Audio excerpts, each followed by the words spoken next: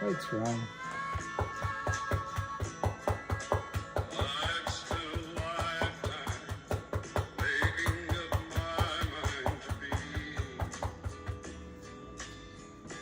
Second time lucky. Yeah, Dave, you saw that. You saw that. Others could see. All right, let's turn that off. I didn't know how long it would take you all. All right, you guys. So at 3:30, the hamster is going to be on. And so far, $10 seems as far as fur away as it ever was, but we'll see. We shall see. Buongiorno, Leo. I didn't know that was how it was spelled, but I guess it is. Notifications are working. Hey, my eyesight. Trisha. I thought it said Tisha. Trisha.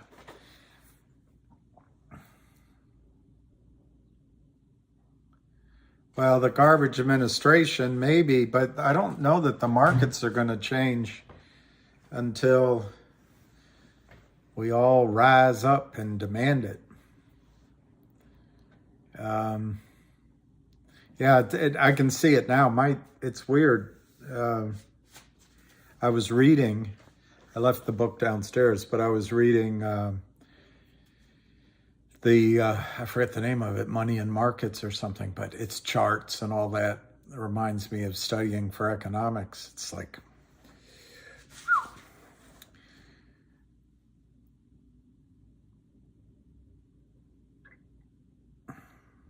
it's not so much that it's difficult. You just have to be interested in studying the chart to get it. All right. I'll just run around the league quickly. COMS is at 323. I don't know why I have that there. CRTD is down today, 25.95. I do think he's working hard to change that, but it's down a little bit today. And the question comes with CRTD, do you treat this rally from the lows here as a chance to lighten up or to trade out of anything you bought lower, or do you hold on? And my own decision, which doesn't mean it's correct, is that it's become an investment and I'm ready to wait 6, 9, 18 months. But it doesn't mean there couldn't be the squeeze at any moment.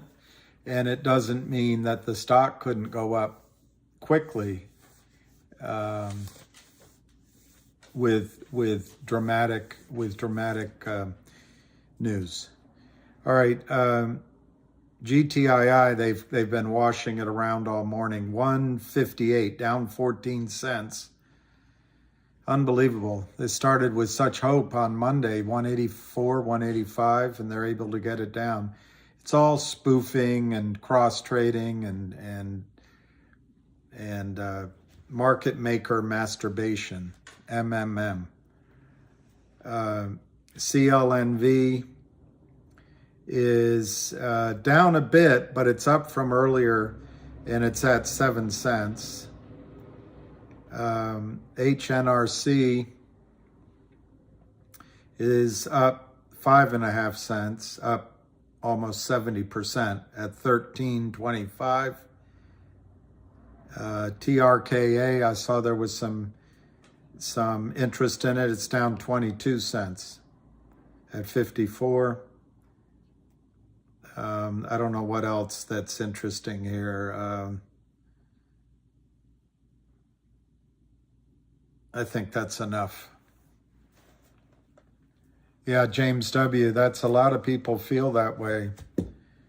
And I understand how you feel, James W. And a lot of people feel that way. And you know what they found? That's the feel, felt, found close. Well, Mrs. Jones, I understand how you feel. A number of my clients have felt the same way. And you know what they've found? I never once used the feel, felt, found close, but we had to learn it.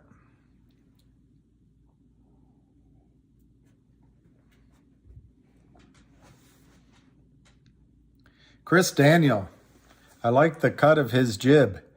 GTII is making a box from 183 to 155. It'll take 2 or 3 days, then it's running. I like that. Robert Reynolds, what's your feeling on COSM? I don't know.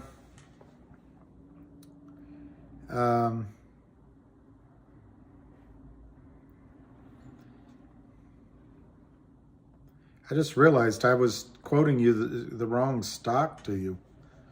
I was quoting the wrong stock. 461, up 75 cents.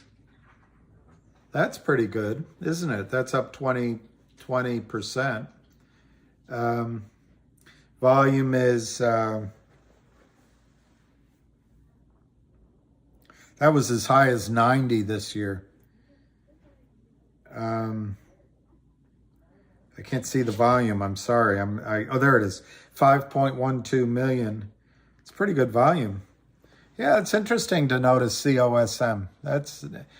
Hey, Black Bezos. Does that mean you're, I don't know. I don't know what stands out to me about Bezos. Amazon, Washington Post, the chick he's dating, his wealth.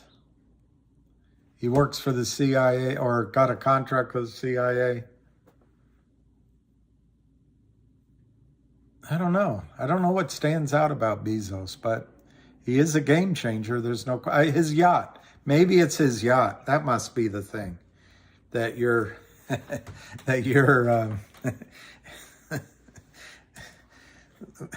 that guy has a great yacht, man. He's your brother. Yeah. Yep. Well, amazing story. Of course, he's changing the face of retail. All right, so in 6 minutes, we're going to get ham. I like, James W., that you're buying more GTII. Charlie Mack, I'm holding CRTD, and I think, so Robert, I don't know, COSM, I didn't realize I misquoted the stock, but that looks good. Hey, Andy Brewer. Eric Everett, how are you? Did I get annoyed with Eric Everett once? I just want to drop in and have a cup of coffee, friend. Well, welcome back, Eric. Squeezes don't announce themselves. Hey, so they don't announce themselves, and some squeezes just walk out the door.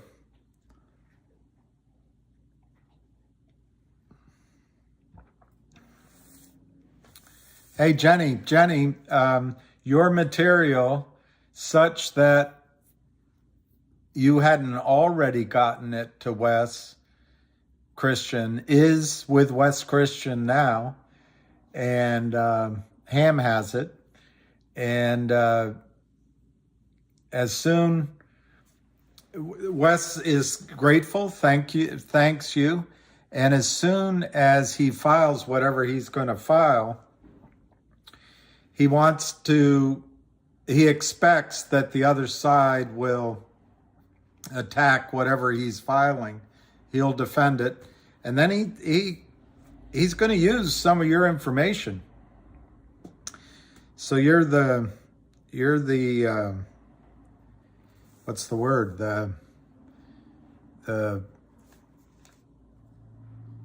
I was going to say saint. That's the wrong word. The knight. Anyway, you're the rescuer.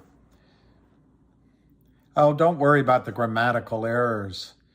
I did notice some of them, but I'm great when I'm reading to notice errors. But when I'm writing, I don't catch them. I always catch my errors after I send the email, because then if I reread it, it's like reading somebody else's work. But when I write myself quickly, I can't believe how much you typed. That would your email, that would take me an hour to type that. Wow, it's COSM. That'd be amazing. I know. Who are you going to believe? All right, let me just dial in here so I don't miss it.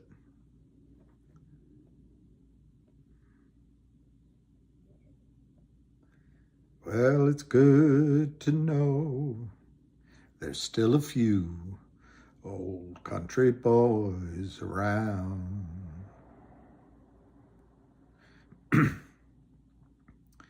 You were like a fast train coming out of Caroline.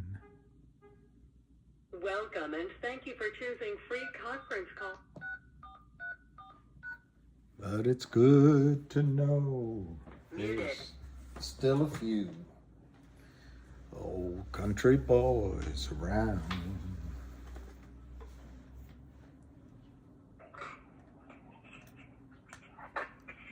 Uh-oh. I hear a lot of other people. That's usually not a good sign. Maybe Ham has canceled his call. Jenny is on heroin. She's our heroine. Well, takes a lot of hard workers to make a hero.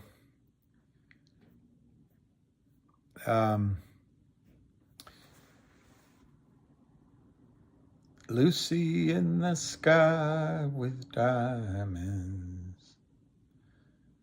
Lucy's in it. Well, James Bond, yes, I think they do change their algos. I also think they hire others to jump in.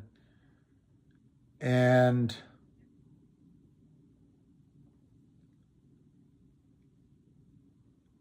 yeah,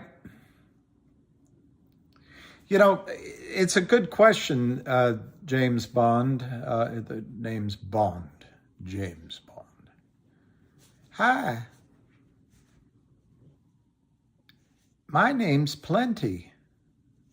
No, hi, I'm Plenty. But of course you are. Plenty O'Toole. Named after your father, perhaps? Anyway, it's an interesting thought why there's not been any enforcement and why they've gotten away with it. All the rules, all the loopholes work to their advantage. But I wonder if it's going to be so easy to stop this, particularly in the case of GTII and a couple of the others. And also with all the awareness that you... Give me 1 minute. 2 people signing in right now. All the awareness that you guys are engendering, I don't know if it's going to be as simple as changing the algorithms this time, but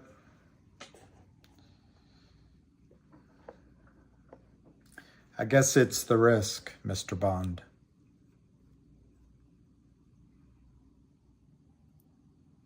Jenny, it will help GTII, and in fact, that's what Wes relayed. Hi, everybody. Welcome. Again, this is for not some financial advice. Just about security fraud. Make your own decisions when you're investing, and so on and so forth. We'll get right into it. While we wait for Wes Christian to file his lawsuit, I can't predict the day, the minute, but as we say, we do have the gift from the gods. The Depository Trust has told us that when they have proof of Alpine making sure they get GTII, and that to me is the gift from the gods, as we'll call it. The manipulation you see in the stock is just it's the same thing. All they do is sell the same stock back and forth. I always get a kick how you can move a stock down with no selling. That's how they do it. One guy sells it to, it's 160 bids, and he sells 3,000 at 160. The guy who pays it at 160 turns around and he sells it at 159. 159 sells it to 158. And they lose a couple of pennies, and they manipulate the price down as it is right now, down 13 cents. No buying, really. Today's naked short number is going to be 22%, 23%, if it is that high. That's going to be very low because most of the buying today at a 497, 400 of it is fake. You know, I'm sure some people have bought it, give or take the numbers. I'm just giving you an example. But for the most part, it's manipulation. The same pattern is in finger motion. Had a great day yesterday.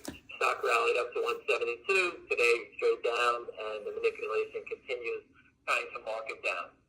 It's the same pattern. There was a stock today, I don't know what it was, went from 20 cents to 99 cents. I can't remember, TRKA maybe. And everybody was talking about it. And then all of a sudden, in the middle of the day, they got that bear in and destroyed it. Yeah, I think it's TRKA on 575 million shares. This is the stock that 575 million shares, think about it, 60 cents. That's a lot of money. All right, some of the market were counterfeits of that stock. All right, so the manipulation continues. Okay, the only way to stop it is with dividends. You could, all the fundamentals in the world, people questioning, where's these guys' fundamental stories, where's this, where's that? Doesn't make a difference. I spoke with the people at CELU yesterday. I was looking at the background and pedigree of this guy and that company. CELU, I just kind of remember all these symbols. Yeah, that's the name. Companies working on, medicine for cancer, infectious diseases, a whole laundry list. They were spun out from Celgene, which was acquired by Bristol Myers for $80 billion. Top people. This stock is straight down. No one gives a shit. Destroyed. And who's the toxic lender? Yorkville. Okay? I'm going to go out of my way to try to help this guy when they call me to come see them. All right? Because it can help people save lives. Okay? Think about that. No one's helping these guys. They want these doctors just to quit, stop doing whatever they're doing, give up. And people will die from it. People on the phone, your own family members, no one gives a shit. So when people start saying, hey, when's GTI going to do this? When's GTI going to do that? Hey, why don't you take it into your own hands, call the SEC up, and fight back yourself? I'm not a CEO of the company, but it's hard for public companies to move as fast as someone playing doing the cha-cha with the stock back and forth all day. People can't watch. They don't know the damage that it's doing. I spoke with these guys. They're doctors. They have no clue about the trading in the equity, but they know one thing: no matter what science they have, they can't stop this. I think so. That's one thing they said to me. Okay, that's just one of many. I've spoken to many companies. All right, fighting fraud's a different game.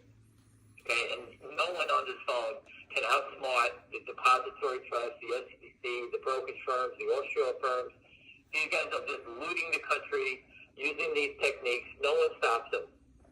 Now, I think everyone should sit down and take a look at the photos that were posted by William at the SEC yesterday with the truck.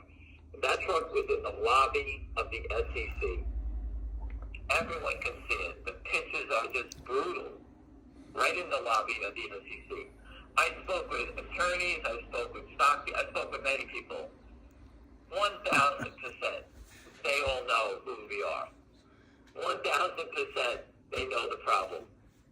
The problem is, when this thing does blow up, okay, and it will, who's going to take the political heat for it?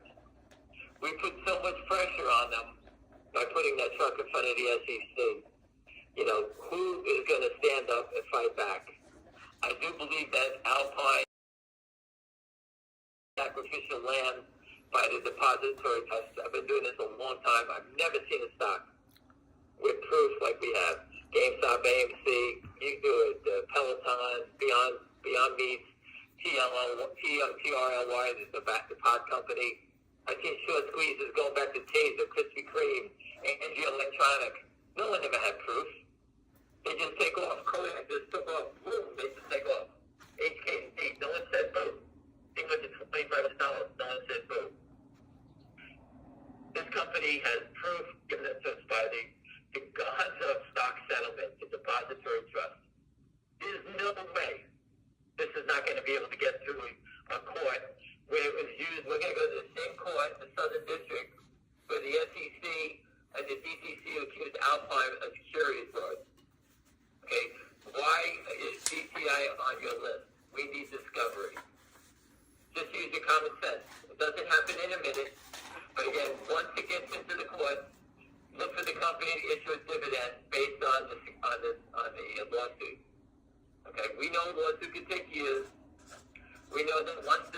happens, no one's going to want to show us their cards.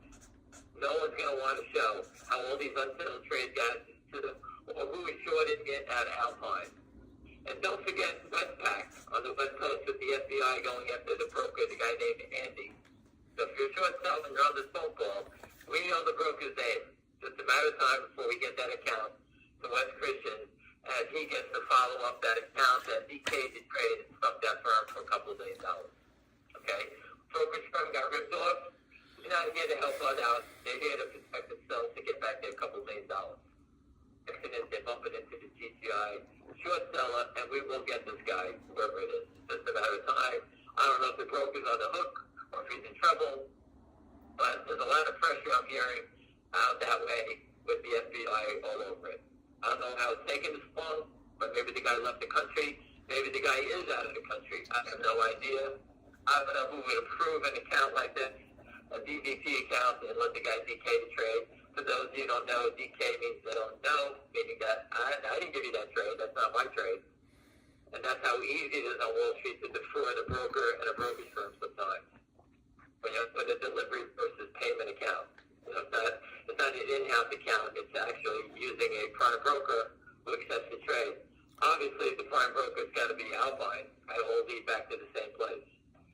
Alpine probably has more tentacles in these small cap stocks because that's what they specialize in. I don't know what other stocks are in here, but the only one I can assume that it's in is DBMM. The CEO is the one that gave us the hint that it was the Kramers that was there. Prime broker was Alpine. So going back, she actually looked out and gave us the name, and it was right on the nose. And everyone's got a chance to see the proof. It's all over Twitter. We put it up 800,000 times. And this month, the depository trust and the SEC are going to finally slap these guys into the next week, and it'll be the end of them. Any positions at that prime broker are going to have to move or close. Usually it'll close out. And I don't know anybody's ever been on the street. All the prime brokers are not going to sit here and say, hey, you're doing a favor, can I move my 300 million shares and make a short GTI to your firm? And no one will ever take that position because they know the liability and the problems that lie behind it. There's no one like a Jeffries or anybody who's going to take these trades. All right, we know Jeffries, that Lynn Partners is using Jeffries as their prime broker out on Finger Motion and other names. So, you know, we got to lead on that one, so we're watching that. But again, Lynn is a different character than the you're talking real bottom rung type short seller there versus the Lynn Partners, who are Madison Avenue, but they're all crooks at the end of the day. Manipulation is their game. You know, Finger Motion, we know that they would Alpine, Lynn Partners is tied to Benchmark. And, you know, with the Kramers, they're unregistered toxic lenders. You know, OTC lawyers just joined up with GNS. I've been following him for a while. He's been chasing these guys down from VNUE. I remember they filed a lawsuit, and DPLS has filed a lawsuit. These guys are taking a different angle. They're going after these guys as unregistered toxic lenders on the notes. But again, that doesn't help the shareholders in these cases. It gets their notes thrown out of court and all that nonsense. But again, the way to be enforced, the key is forced stock settlement. And we have about 6 tricks up our sleeve to actually keep forcing the issue. It takes a little time, it's not easy, things have to fall in place over time, but all the ideas, you guys hear them all the time, you know, that you can do a share count. Remember, you vote for a company, 1 share gets 1 vote. Okay, so you can figure out a simple voting process and where everybody gets to do their vote. That's a pretty cheap shot at getting a share count. Besides the dividends for the lawsuit, the dividends for 1-800, you know, the coupons for 1-800, and there's many things you can do. And, you know, these things and these ideas will spread into other companies. We're not going away. But I am telling you now that I'm speaking to real companies that have tremendous fundamental products and all that, and their oldest are destroyed. Which tells you one thing. GTII may be the worst of all the companies, but it's trapped to show us the best out of all of them. Okay? All these companies have huge problems. GTI is 2 years ahead, and it's trapped every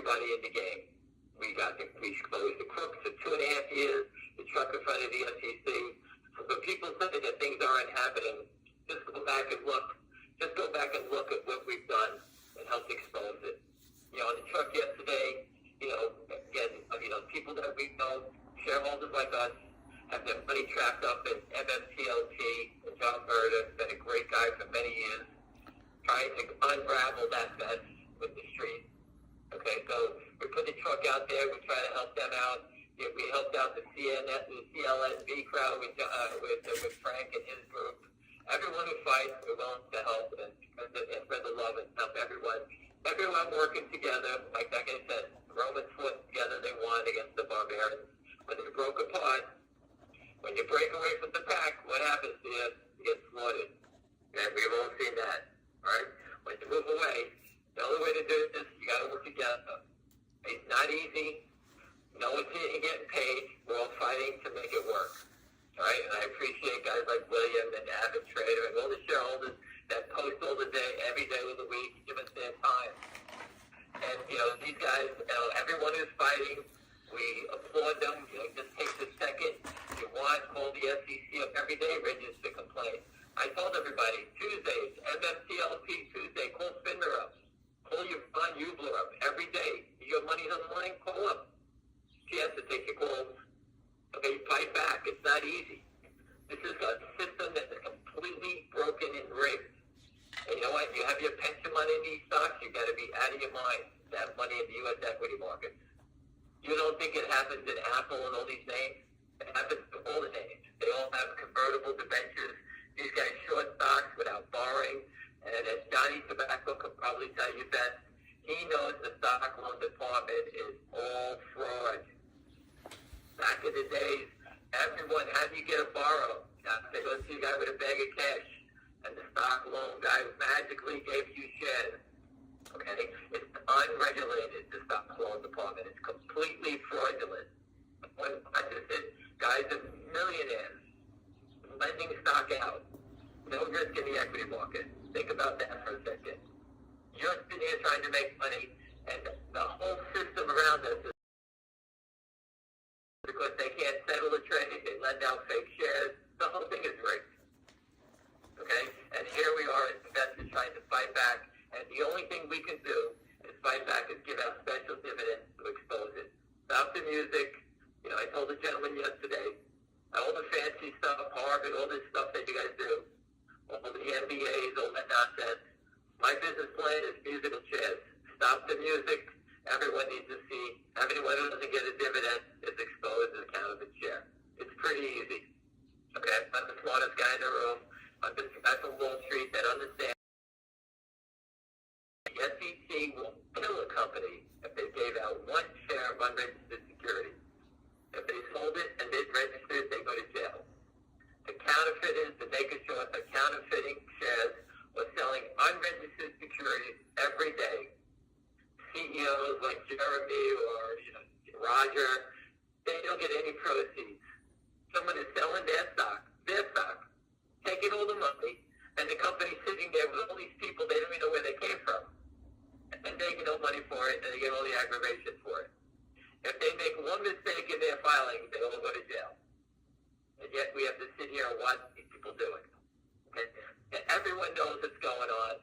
The only way to fight back is put it into your own hands and fight back. If you sit back, they're going to spit on you, kick you to the curb, and keep doing it. Look at the pictures of the truck. Blow them off for a second. That building is all glass. It has, every federal office has cameras.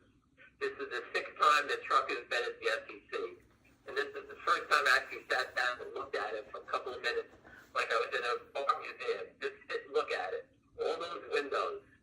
Think of all the lawyers in there, all the SEC enforcement people, turning around, walking past that truck, looking at it. They all know.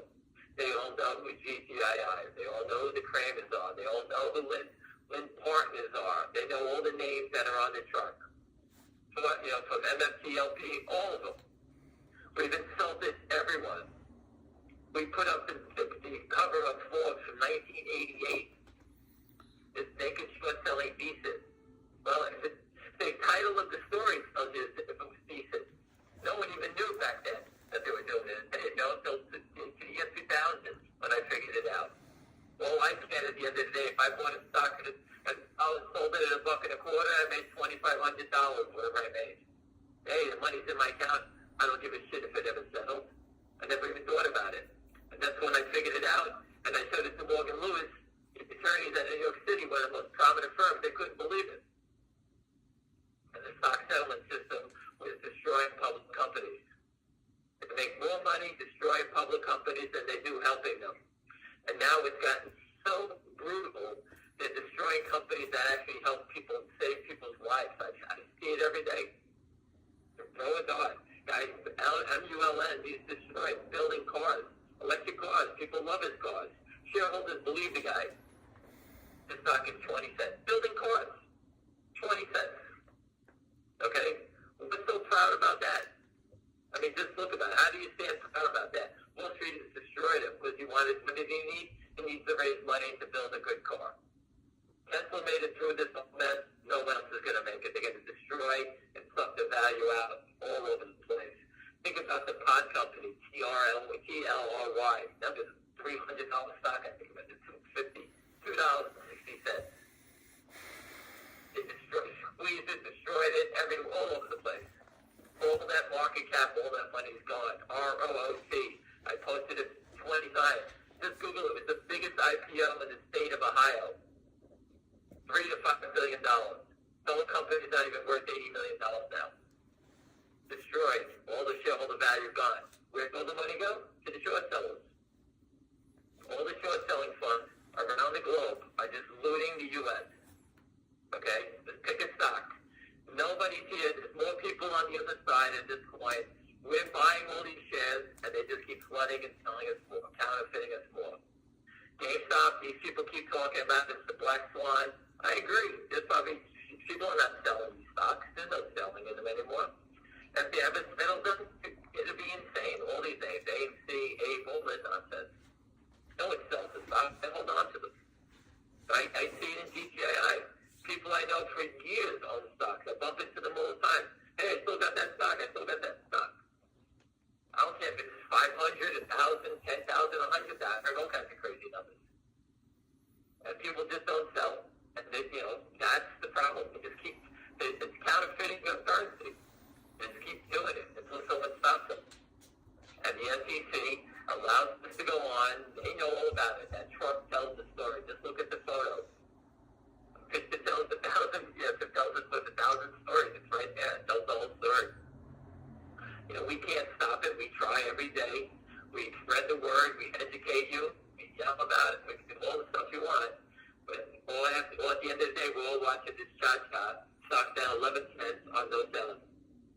It's like watching paint dry on the downside. There's no selling. Remember, if the shorts wanted to cover, people will sell when the stock goes higher. When the stock goes down, people aren't selling. They're just trying to manipulate it to get you to sell. So they sell the same stock back and forth. And they forget, all they hope is that someone sits there and says, enough, I'm selling my 10,000 shares. That's all they're trying to do. And they don't even buy it when you sell your 10,000 shares. They want your 10,000 shares when you sell it to knock out every other bid. So basically, most of the time you're selling your 10,000 shares. If you do sell it, you're selling most likely to another long. And if the other long is not there, you're going to sell it and lose another nickel or 7 cents on your stock. But they don't want to buy it. They never buy anything. Just think about it. If you were short GTII, for example, even if you're short 10 million shares, we traded 500,000 shares today. You wouldn't cover any? You know what's coming down? You know dividends are coming. You know the lawsuits are coming. You know there's many things coming. The Trump's in front of the SEC. There's no fear. They don't even care. Okay, we have to pull them out by their hair, and that's what we're going to do. We're not going to stop. I can't guarantee you where it's going to go, what it's going to do. People keep asking me about prices. The stock was $9. I forgot how long ago it went from nothing to $9. It's $1.60. We're still here. I think that speaks volumes that we believe that this number is going to be a lot higher than we all think. All right, because at $9, that's like a stock going from $1 to $9, like $10.90. Just change the numbers. That's a pretty big move, right? And we're all still here. Okay, so we're not sitting around trying to kick a dead cat here. We know we have something, and we hung in there, and we finally got the proof from the Depository Trust that we were right. Okay, you can see the trading. We're not stupid. Everybody can see it. I told you before, I have professionals that worked at Nice Securities, many market makers here, guys who work at Morgan Stanley, you name it, all over the street. They're all in the stock. They all can see it, and they report back every day when there's something going on. How did we find out about Westpac? I don't even know what Westpac is, but we found out about it. How did we find out the broker's name is Andy? People talk. How do we find out the FBI is there? People talk. Okay? It takes a little time for the stuff to come out. We're not law enforcement. We tried to be law enforcement. I went to the FBI. We've done everything. We called the SEC. You name it. We put the truck in front of the SEC. The reason we put the truck in front of the SEC, I don't believe that we contact the SEC. I think the truck tells you we did. Okay, so now you know. We let the SEC know there's a problem out here, and we're calling the cops. You can't make it any more bolder than we've done. We're calling the police for help, and they're looking the other way. Either they're looking the other way, or they're going to act. So that's on that front. Are they going to act, or just keep looking the other way? Okay? The stock is $1.60 because I believe they're going to act. All right? If the police, if they weren't going to act, and the SEC wasn't going to act on this thing, they shorts would have killed us at 10 cents already. The stock at $1.60 tells me the SEC is coming, the FBI is coming, the DOJ, they're going to start grabbing people. It's just that they, remember, I always told you, when I met with the FBI, he said, I'm not here to get one guy and put him in jail. We want to get the whole network. Okay? Like they do with the mafia guys in New York. If they don't arrest 2 guys, they arrested 26 2 months ago. They get them all.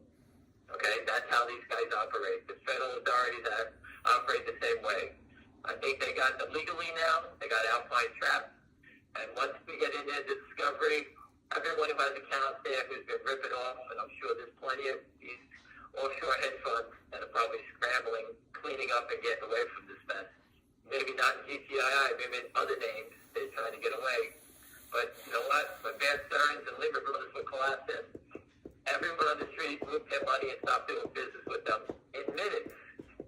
Okay? Once the shit hit the fan, everybody was gone because the money gets caught in here. Just like the MMTL people, they learned the hard lesson that their money got locked up.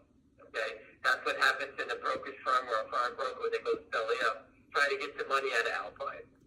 Okay? Watch all the rats running. Okay? Think about that. So that's the type of stuff that's going on. It's very high-level stuff. And you know what? We have to see the truth. It sucks. I got it. We can't do anything about it. But again, I believe, I've been doing this 2.5 years in this name, that we have enough proof. We know the shorts are. We know the foreign broker is. You got the depository trust on our side. You got West Christian on your side. You got the company going to do dividends. Everything is going forward. The company's standing tall. They haven't diluted. I can't think of anything stronger and better that I've ever seen before. And my belief on this thing is, this is a game changer for anybody, and it can change your life. And I think it's going to change my life. All right, you make your own decisions on it. I saw a gentleman, I forgot his name, he's posted, he thinks it's going to 10. And I said, hey, you get off when you got to get off. I've done it many times. I think this is where it's going to go to. And then I posted my friend who bought GameStop, and they sold it at, they bought it at 3 3/4. I know some people on this call bought it.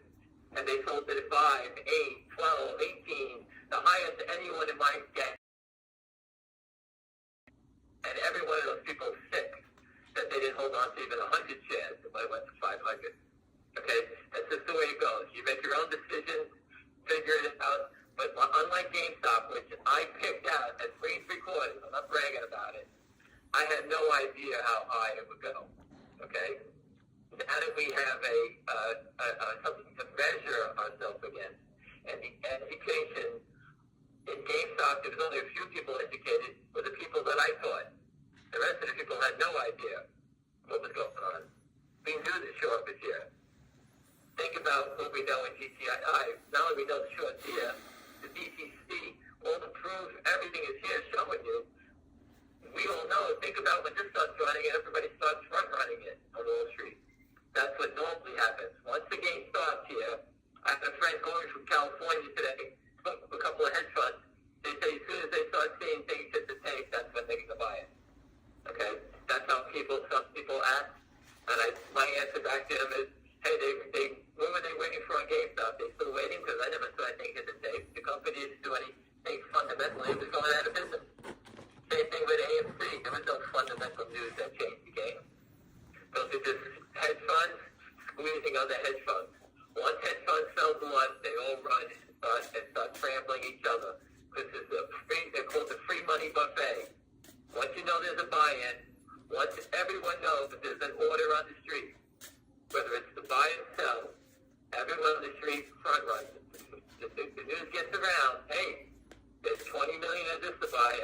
what's in front of it because they know you're going to pay higher. If there's 20 million to sell, everyone runs in front of it, shorting it, and making you sell it lower. That's how the game is played on Wall Street. It's called front running. They front runner every order. And people talk. Once the gates fall down on this thing, we all know it's going to come out of Alpine. Who's going to force them to do it? Obviously, the depository trust has to come and clean this mess up. All right, so we'll just sit back. They told us it's here. You make your own decisions. I can't stop the fraud. And remember what?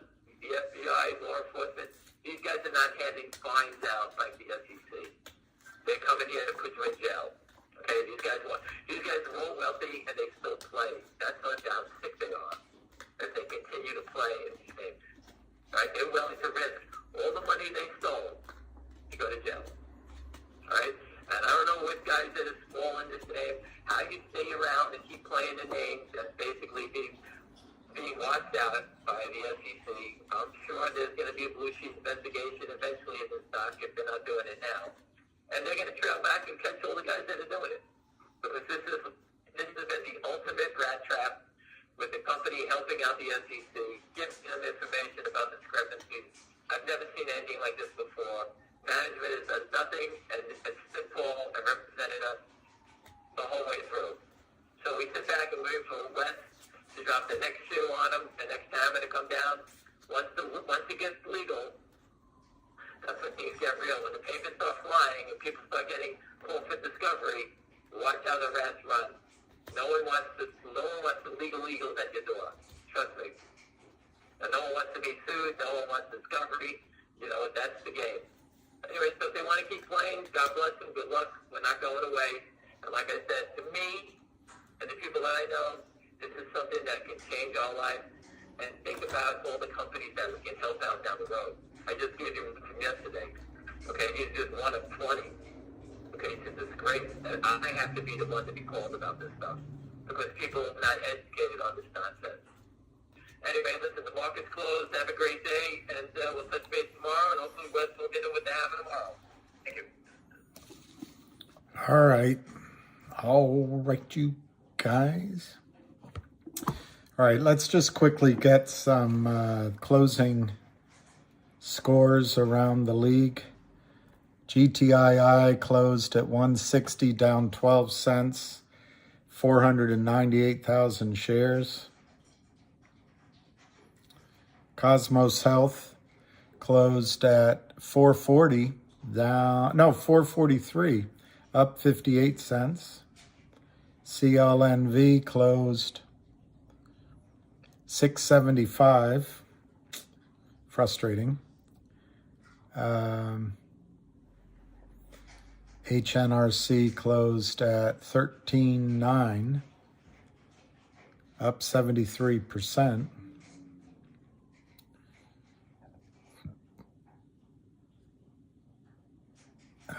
TRKA, I guess, is one. Down 20 cents at 56. GNS closed up 8 cents at 3.88. And I don't know what else to give you. All right, let me answer some of these questions. I'm going to go with Barry Crouch first because he's... Criming's not a word, wayward ninja. Well, they always, as soon as there's news, they drop it. Wow, ABML, big lithium play. Hey, Phyllis, been a while, or at least I haven't seen it. Yeah, Andy Avile, Ham thinks, but he's, he said you got to make your own call, but he thinks it's, going to go much higher than 10. He made, in this call, he made the example that it went from 1 to 9 and few sold because everyone is expecting much higher prices. So anyway, Barry said that MMTLP is over and that FINRA delisted this MMTLP. It's been 90 days, and I guess his point is you can write it off. I couldn't disagree more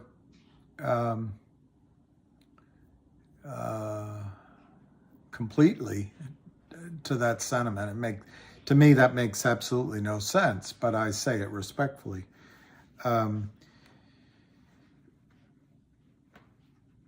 If you think FINRA and the system can solve this problem the way Joe Biden can solve student loan debt, similar numbers. Joe Biden just signs an executive order and forgives $1 trillion worth of debt. Hey, presto, it's gone. Don't have to pay it back. We just print some money over here and it doesn't have any effect.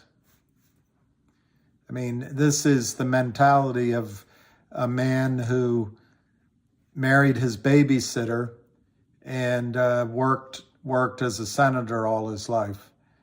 No idea, no concept of economics. Well, how do you solve in 90 days, Barry? How do you solve MMTLP when it could be 1 billion shares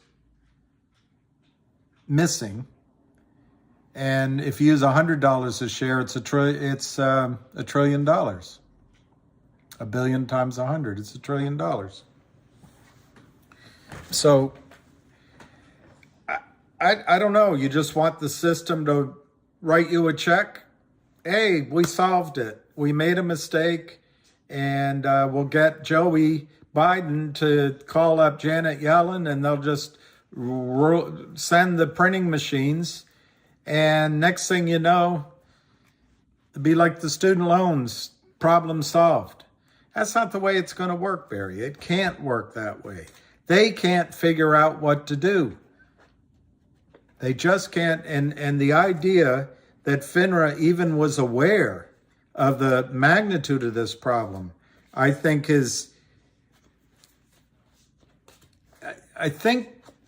you don't realize how stupid a lot of these people are and how ill-informed. And on top of that, the criminals just take advantage of every loophole. I didn't realize a loophole is I don't know, it's a site for archers in a castle. I didn't realize that. But anyway, Barry, I understand the frustration. It was right around December 15th, that MMAT discharged its obligation in distributing NextBridge. So we're not even March 15th. So we've had January 15th, February 15th. Maybe it's almost 90 days. But you had holidays in there. And I just don't know, Barry. What's your solution? Have Joey Biden just sign an executive order, pay out $1 trillion to everybody? It works before, but you all don't have enough votes. He can't bribe you with that. He can bribe kids. I don't know, Barry. I'm not as hopeless about the situation as you are with MMTLP. I think it takes a while to get, one, an understanding of the issue, two, the magnitude of the error, and three, with a bunch of lawyers, all smarter than the next, all more arrogant than the next, telling their various constituencies what to do. You need a stateswoman to step forward and say, this is what we're going to do. There aren't any.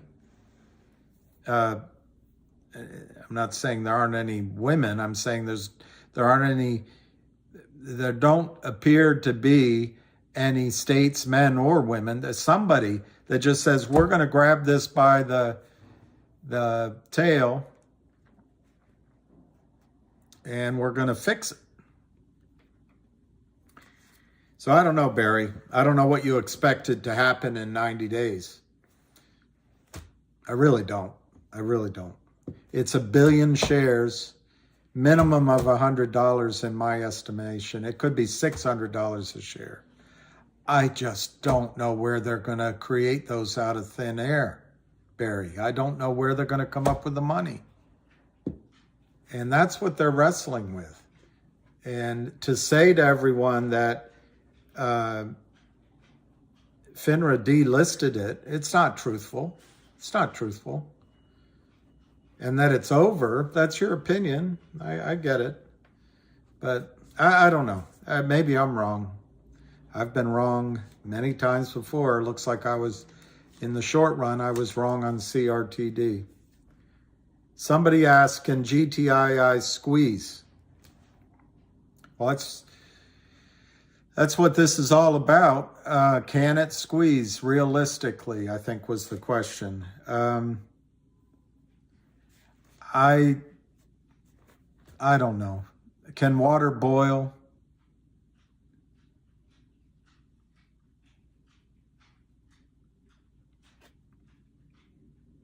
How do you tell a lover not to cry? I don't know. I don't know. These are questions. I believe GTII can realistically squeeze. But if you don't believe it, and if your gut is saying it won't happen, I think $1.60 is as good a price to exit the stock as any. But if you're trying to find a squeeze play, GTII has the FBI after criminal sales of stock in GTII, the DTCC and the NSCC published that Alpine is deficient because of a concentrated short position in GTII. We've been following its one trapped short, Kurt Kramer. Now Alpine's brought in some mercenaries, but in essence, it's one trapped short. There are no shares that Kurt Kramer owns. He's never going to get any shares. You have a company that hasn't taken a deal like COSM, or it looks like CNLV, but I'm not criticizing. It's very difficult for CEOs to make the right choice. They have a lot of competing mandates. But the company has not struck a deal, so they're going to ride it out. It stands alone amongst companies trying to force the most pain on these criminal shorts, which should help you with a squeeze. There's 325 million shares naked, counterfeit sold. I don't know if GTII can squeeze, but if you're looking for a squeeze, it's got all those characteristics. And as Ham says, he's never seen a better setup in his career. So I don't know, but if you're not comfortable, I highly recommend you take the opportunity while there's liquidity in the stock and just get out. And I'm not trying to be flippant.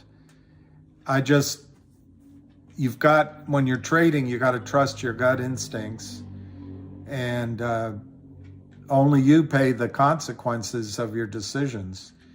I happen to think it will squeeze.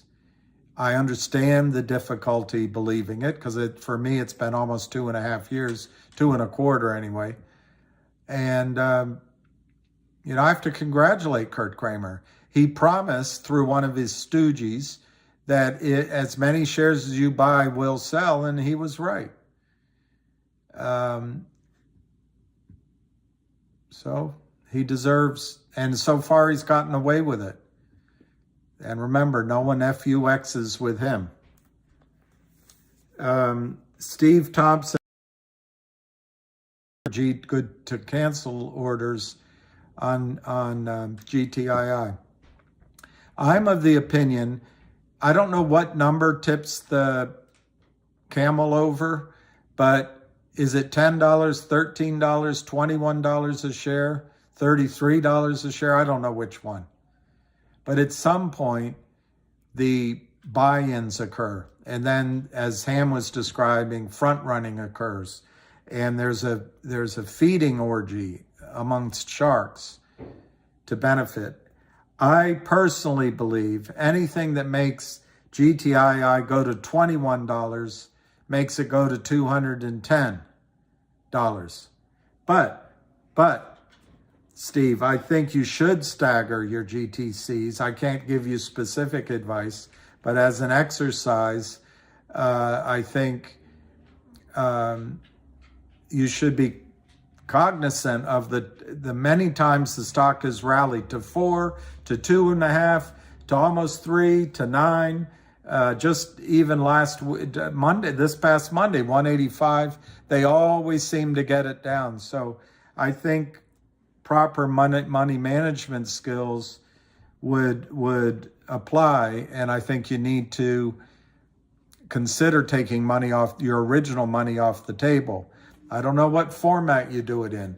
I was always taught, and I never learned my lesson, but if you're trading for your clients' accounts, giving recommendations, if a stock doubles, sell a third of the stock.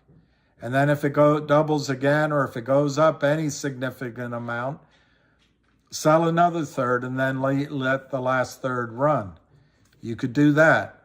If you bought 10,000 shares at $5, you spent 50 grand. You could go to the other extreme and just put out a GTC to sell 1,000 shares at $50. That's your 50 grand back, and then stage the remainder higher. But only you know what you want to do. Do you want to go to the top of the ski slope and ski down the Black Diamond slopes without a warm-up, or do you want to practice a bit first? I don't know. It's got to be your call. I think the next time the fold happens in GTII, it's all over. I think the Kramers are out of the trade, and I think Alpine's in trouble. And the FBI is after someone. We'll find out who it is, or they will. So anyway, yes, staggered GTCs makes a good sandwich.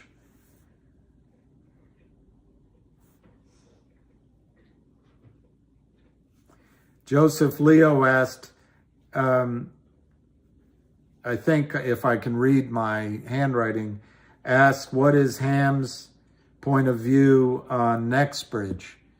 Well, I can't speak for Ham, but I've discussed it many times with him. I've listened in on space calls. Bottom line, Joseph Leo, bottom line is Ham believes every single share counterfeited of MMTLP has to be bought back. Has to be bought back. Every single share. He completely differs from Barry Crouch.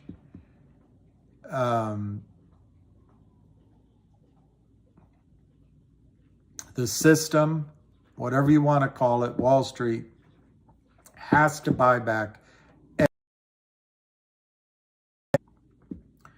of NextBridge. Now, I've never heard him be particularly optimistic on high numbers.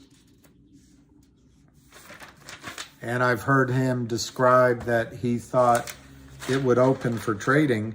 I just happen to not believe that it'll open for trading, but okay, so I answered everyone's question that I wrote down. Doesn't mean I answered everyone's question. I just answered the ones I wrote down. Well, Jay Ingram, he actually said big league, but you're right, we will win bigly. Jenny, I think they'll let GTII fly.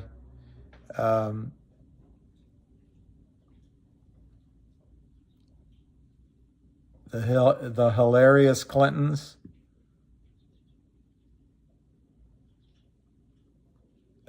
Big Al, I think that's right.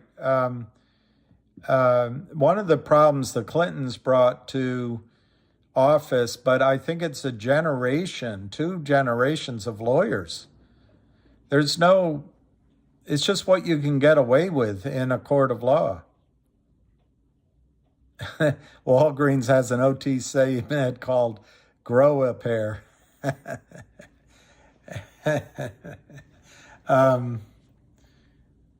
There was a meme that went around a few years ago, a bottle when it said feeling depressed, feeling down, feeling hopeless, and then there's a bottle and it was spelled FUKITOL.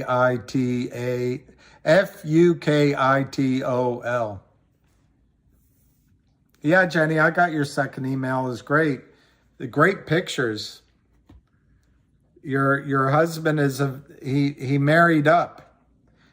Although you're the one that married up, I guess, but he married up by marrying down. He's a lucky man. He's a lucky man. I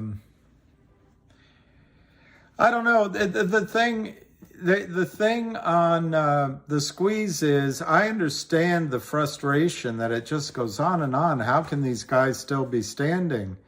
And I just don't know how to call it. I do know that if I sold my puny position compared to most of you, it'll go up as soon as I sold it. M. Casey, I haven't heard anything on MMTLP.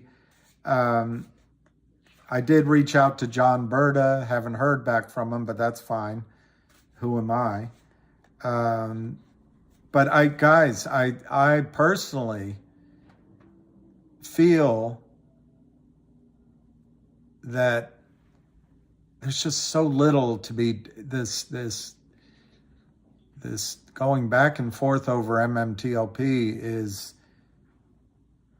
nearly futile.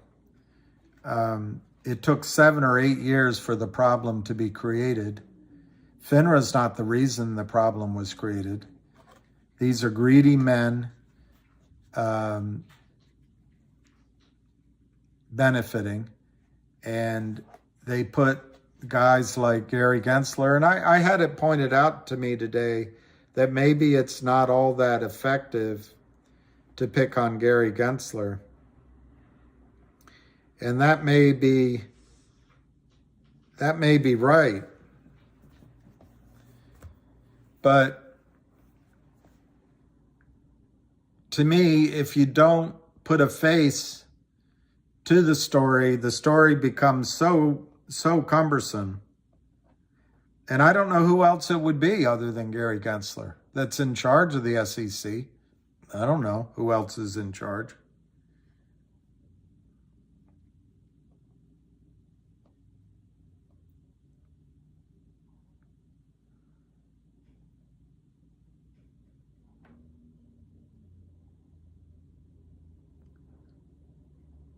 I did see the news on GoLogic pop up. I didn't read it. So I'll read it here in a second. I want to show you guys a picture of. I'll wait for her permission. I shall wait for her permission. Then again, I can't find her email.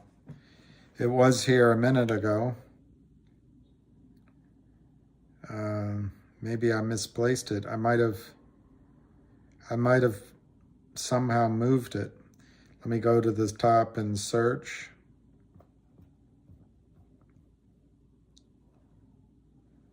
Jenny did a lot of work which I think is excellent, absolutely excellent.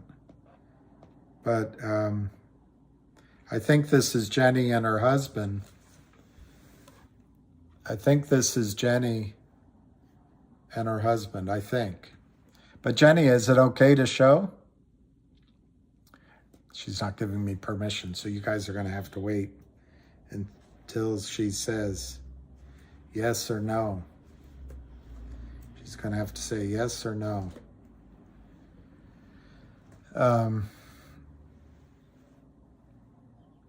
You have more. I want more. Give me more. Give me more. Give me more. Is that from Greece? No, that's from, yeah, it's from Greece. Yeah, I think the truck needed a little more time, Charlie Mack, between scrolls. I agree with you. GTII, I do not believe it can be closed out like MMTLP because it is not. Tell me more, tell me more. All right. So who is luckier? Who is luckier in that marriage?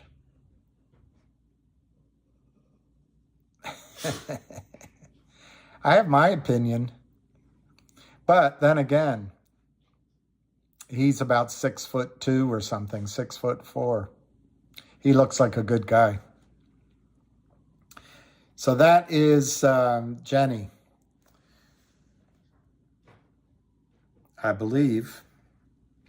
Her other picture she has, she's wearing glasses with her husband, very tall.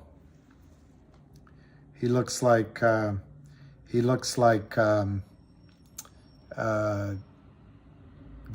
Medvedev. I know you're both lucky. I just like causing trouble. Let me read GoLogic's news for someone who just asked. You remember that movie? When Mick Jagger's wife comes up behind the Joker, Jack Nicholson. And she says, you look good, Jack. You look very nice, Jack. And he turns to her and says, I didn't ask. What a line. What a line. All right, let's see. GoLogic. I don't have it in my list, so let me go GOLQ. GoLogic closed at 2:30. Well, I can already see the top headline. It's pretty good news. GoLogic and Gamma Ray complete fintech merger, creating a powerful new financial ecosystem for the new digital economy. Based in New England. Just made that up. I don't think they're in New England. Gamma Ray brings to GoLogic $20 million in estimated annualized revenue. That's pretty cool. Profitable business with a strong cash flow. Nearly $800 million in customer financial assets. That's pounceable. But I'm sure it's not high percentage. Full stack fintech ecosystem designed for the new world digital economy, including a commodity-backed digital currency, digital wallet, and proprietary transaction platform for securities, goods, and services. Pipeline of accretive and or tech-enabling acquisition targets. That's the bullet points. They all sound good. So today, March 7th, GoLogic, a U.S.-based global provider of fintech and consumer data analytics, has completed its previously announced merger with Gamma Ray, Inc., a privately held fintech ecosystem for the new world digital economy. Quote, the completion of this accretive merger represents the realization of our goal for GoLogic to become a comprehensive fintech platform for the large global population of underserved businesses and consumers, and particularly for Generation and millennials. What about Generation Me? I guess they're all getting older. Stated GoLogic interim CEO Brent Swen, quote, "We see huge opportunities ahead as we integrate our respective technologies and customer bases and set the stage for strong growth and profitability." It's pretty exciting. They actually finished something they announced. The combined company plans to focus initially on the high growth market of wealth management for Generation Z and millennials. This new generation of wealth builders represents the sharing economy, which will be powered by digital banking solutions such as virtual payments, lending, and loyalty programs. Very interesting. The company views this as a uniquely strong emerging market opportunity, with the collective wealth of the millennials and Gen Zs reportedly jumping 25% last year, much higher than for Gen X's and the Me generation. And their aggregate assets grew from 2.9 trillion to 3.6 trillion.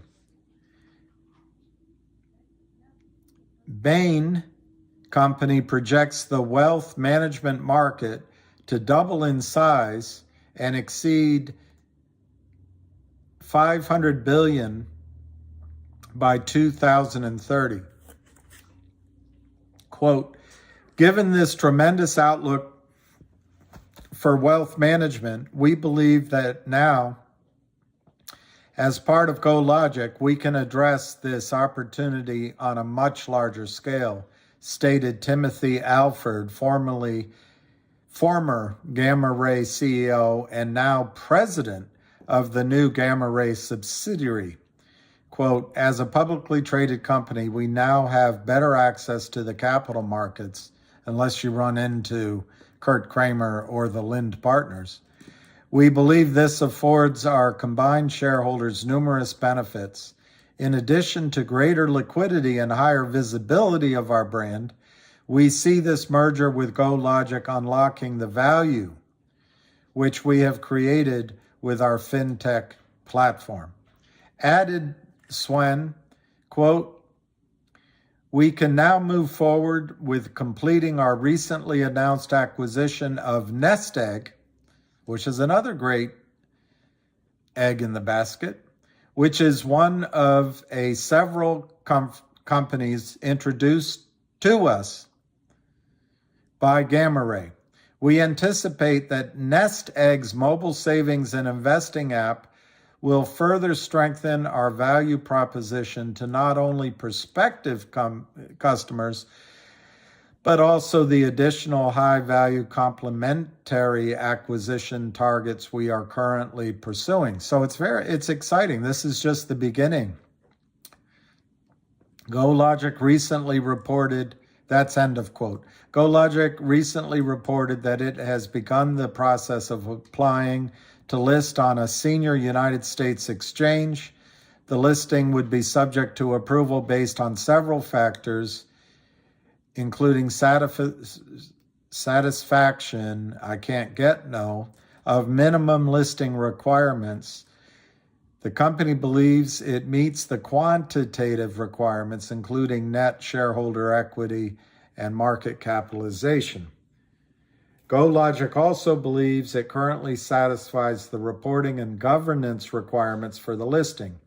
It is fully reporting to the United States Securities and Exchange Commission, and it recently appointed 2 highly experienced independent board members. Remember that one woman? She was terrific. She has a lot of experience with deal flow, a lot of deal flow. highly experienced independent board members that established a majority of independent directors on its board. The company plans to disclose additional details of Gamma Ray's financials with its 2022 audited results, which will be filed with the SEC later this month. Additional details about the merger transaction are available in a Form 8K. Well, I guess I'll read you about GoLogic. GoLogic is a US-based provider of fintech and mobile solutions for digital transformation and consumer data analytics. Its software platforms are comprised of CreateApp, a mobile app development and publishing platform for small to medium-sized businesses, AtosGo, a hyper-local app-based delivery platform, Atos Pay, I hope I'm saying that correctly, an e-wallet for mobile top-up, an e-commerce purchases, bill payment, and microfinance. I must have read that improperly. Atos Pay is an e-wallet for mobile top-up, e-commerce purchases, bill payment, and microfinance, and Radix, a big data analytics platform. That all sounds pretty exciting. Visit the company at gologic.com. Gamma Ray, a wholly owned subsidiary of GoLogic. Gamma Ray is a global financial technology company that is building a financial ecosystem and platform to provide financial solutions to businesses, governments, and consumers. It is revolutionizing the speed and fee structure of remittance technologies worldwide through blockchain technologies and is evolving into a full stack ecosystem for the digital economy. This includes a digital wallet, borderless payments. Wow, borderless payments. Can you imagine? You won't need Western Union anymore. And a proprietary platform providing functionality through the buying of goods and services. To learn more, go to Gamma Ray, GAMMAREY.com. All right, that was the press release.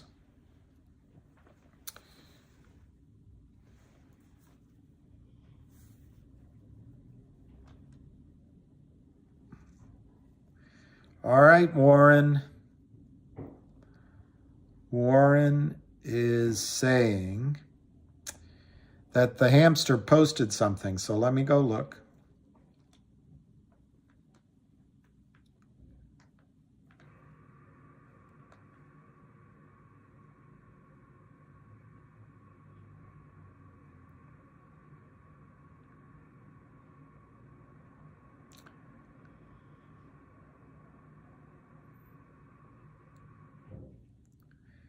Mary, Queen of Arkansas.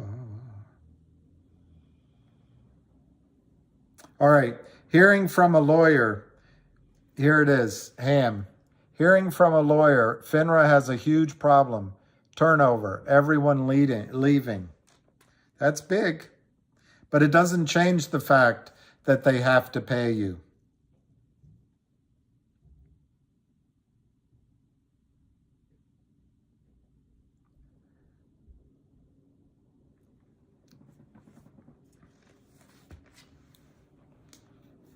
What's up? This Nick. What new with GTII MMTLP?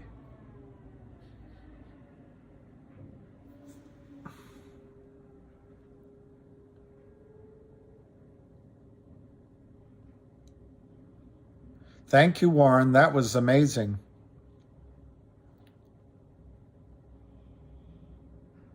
The petition for review for DBMM was kicked again another 90 days until June 5th when it will be kicked again. I mean, that's part of that's informative, part of it's opinion. You know, I had a girlfriend, really I did, and she used to call me Eeyore for those kind of comments. And I'm not criticizing you. I mean, being negative is usually the safest prediction, but it doesn't mean it'll be kicked again.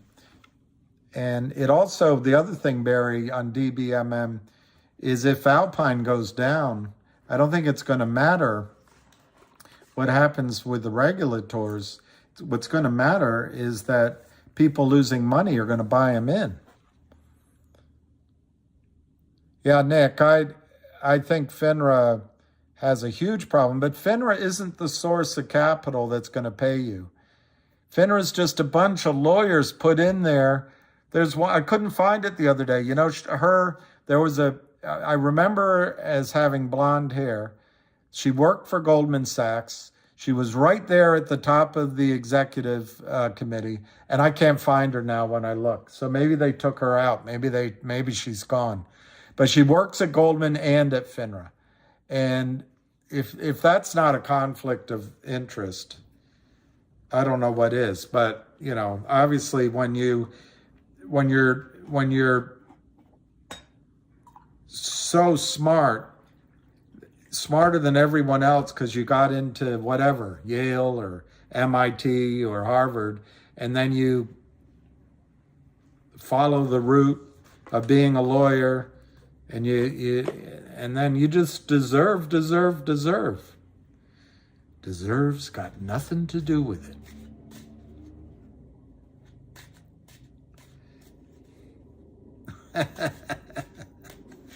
I doubt it.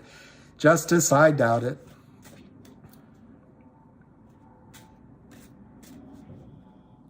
Do you think a lawyer will get arrested?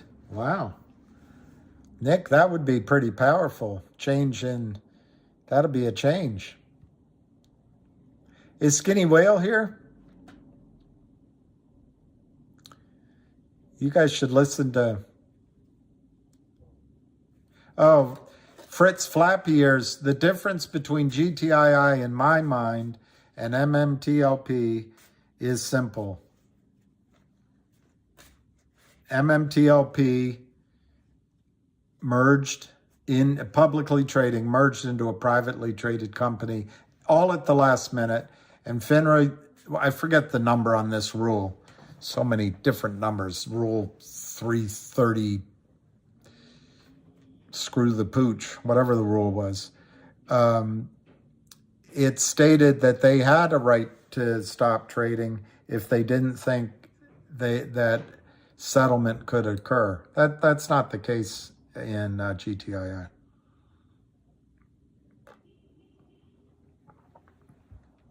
This is a big deal. Well, Northwest Sasquatch. Of course, Newbridge in your Fidelity account is showing $0 as value. What number do you want them to use? 287 at the closing price that Richard K always points out to us that 90 days ago? Do you want them to use a number that you provide to Fidelity, whichever one you want to say it's worth? Do you want them to use an average of the high and low for the last 6 months trading? I don't know. What number do you want them to use on your statement? I mean, when you take the time to think about it, they have no choice but to give it a zero valuation. There's no price that they can go pull from the market. Nextbridge has never traded. MMTLP did, but Nextbridge has never traded, so the computers can't go grab a price for your account. Of course it's going to say zero. Of course it is. Does it make it worth zero? No, not at all. Not by a long shot. But why don't, if you have an idea for what price it should show, I will tell John Berta if he and I ever talk, I think we're going to, I'll tell John Berta Northwest which price you think should be reflected in brokerage accounts other than zero. It'll be as meaningless, whatever price you come up with, but give me the price you think it should be and your rationale, and I'll get it to John Berta and see if he can get Fidelity to put $100 on it. It's all meaningless. Well, Charlie Mack went back when brokerage firms would hold in safekeeping shares of privately held companies. They would accept as a valuation the last round fundraising or some third-party estimate. Or, as I recall, you could give them a price. It had to be justifiable. But that doesn't happen anymore. They don't hold, normally,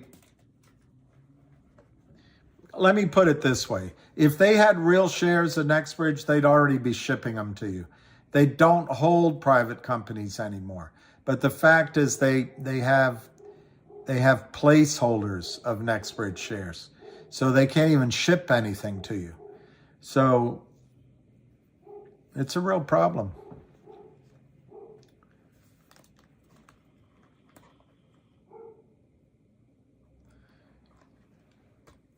Phyllis Todd, why would the VXX need to do a 1-for-4 reverse split? That catches me unawares. Let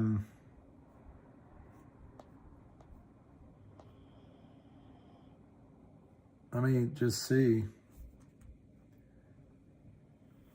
I want to see how many shares, how many units they have out.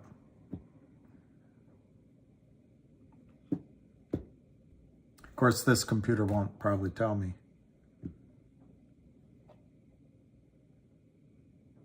Well, yeah, they have 15.88 billion shares outstanding. I'm sure that's why they're doing it. It's a lot. It's a lot.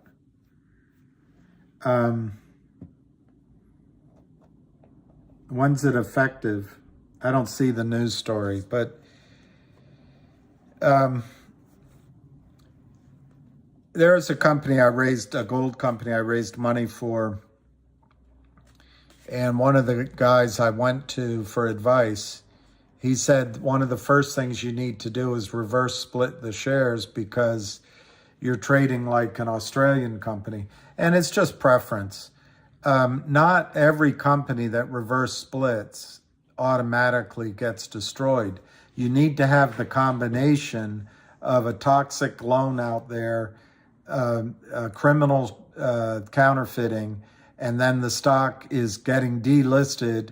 And in order to be listed, they try to get it back above $1, and then the criminals just drive it back down again.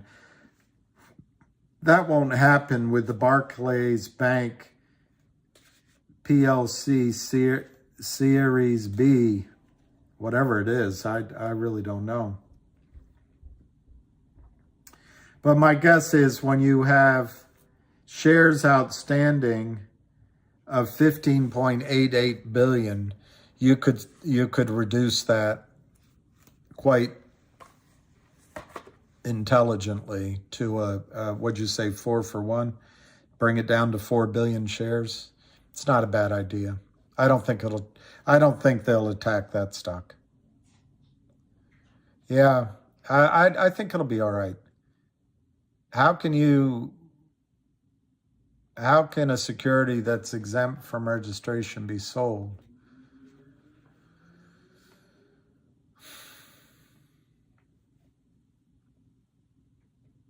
Is that a trick question? The criminals sell securities that don't exist. So by definition, I guess they're exempt from registration.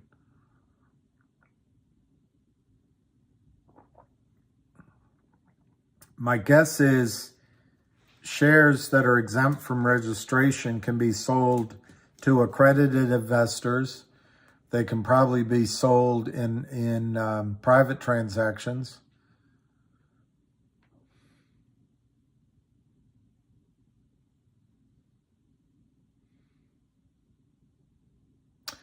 And other than that, Jenny, you probably know better than I do. Are we winning? Yeah, Phyllis, I don't think you have to be concerned with it. I mean, it's got a $33 billion market cap. No one's going to short that into oblivion. Jenny, I'll have to find out. I don't think you can.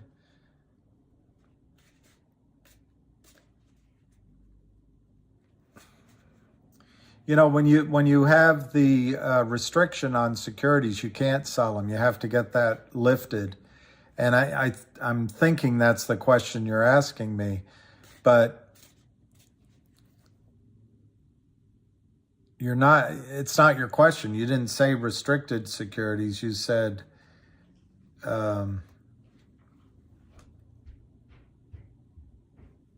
uncertificated. Well, they're all, unfortunately, the whole system now, everything is just electronic entry. So as long as you're in that entry system, you can sell. That electronic system, you can sell. All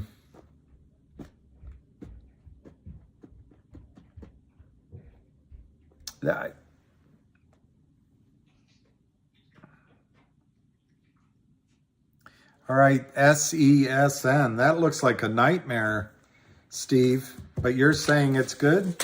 Let me look at it. SESN.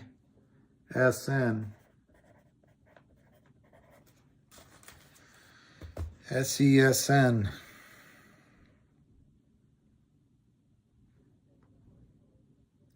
Sesson Bio Inc.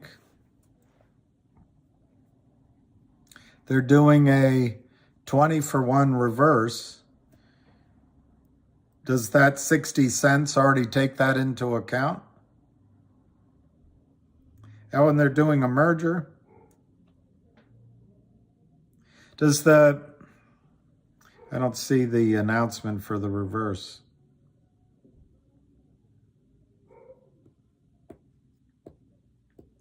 They got Weiss Law investigating SESN.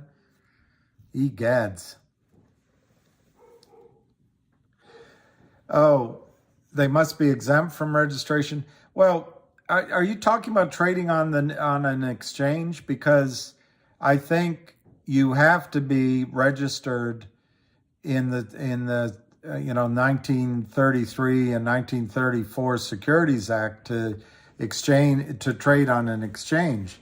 But anything can be sold between consenting adults. I'll try to get a little more here on SESN. My first reaction is gulp. Well, I'm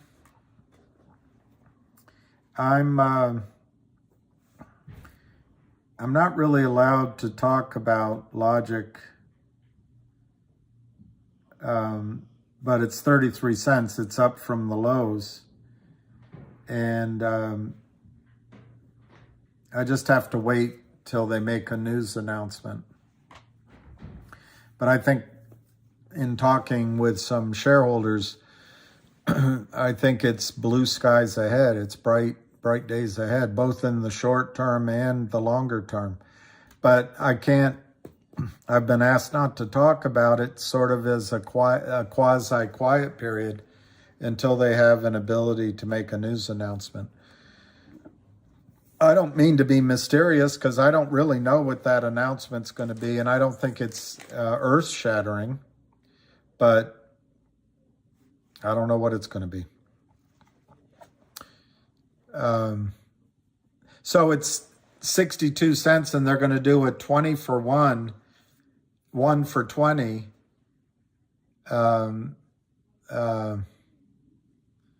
The Music Man. All right, let me just do 62 cents I guess you multiply that by 20. So it'll be a $12 stock.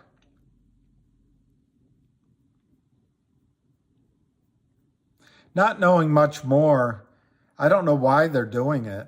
I guess they want to get over $1 and then leave enough room that when they get shorted, they'll still be over $1.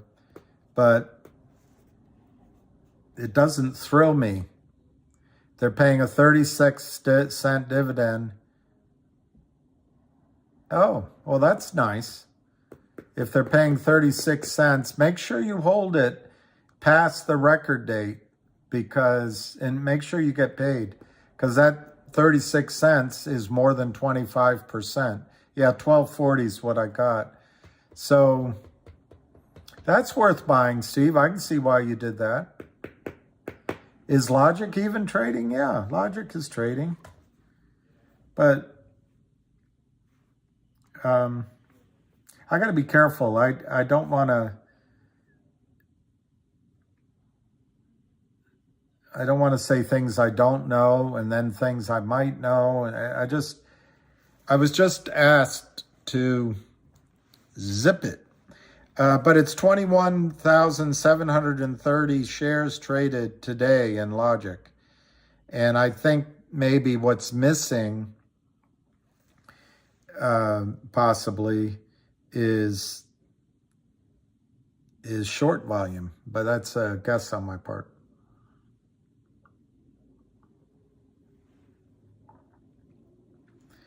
Oh, it's merging with a private company. So the private company will then become a public company under SEN. They're paying the dividend, which I guess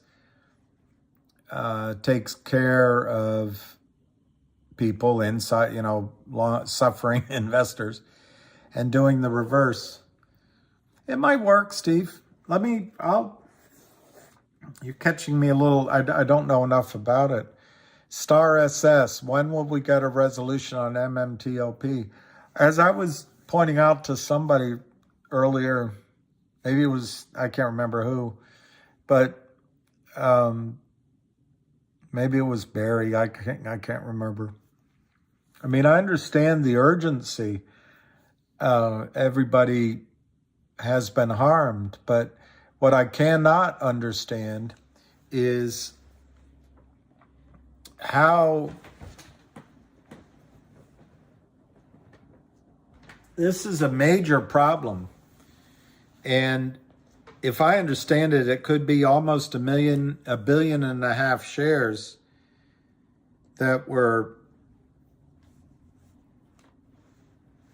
crimed into non-existence by multiple counterfeiters. And, it's a $2 trillion problem at $100, $150 a share.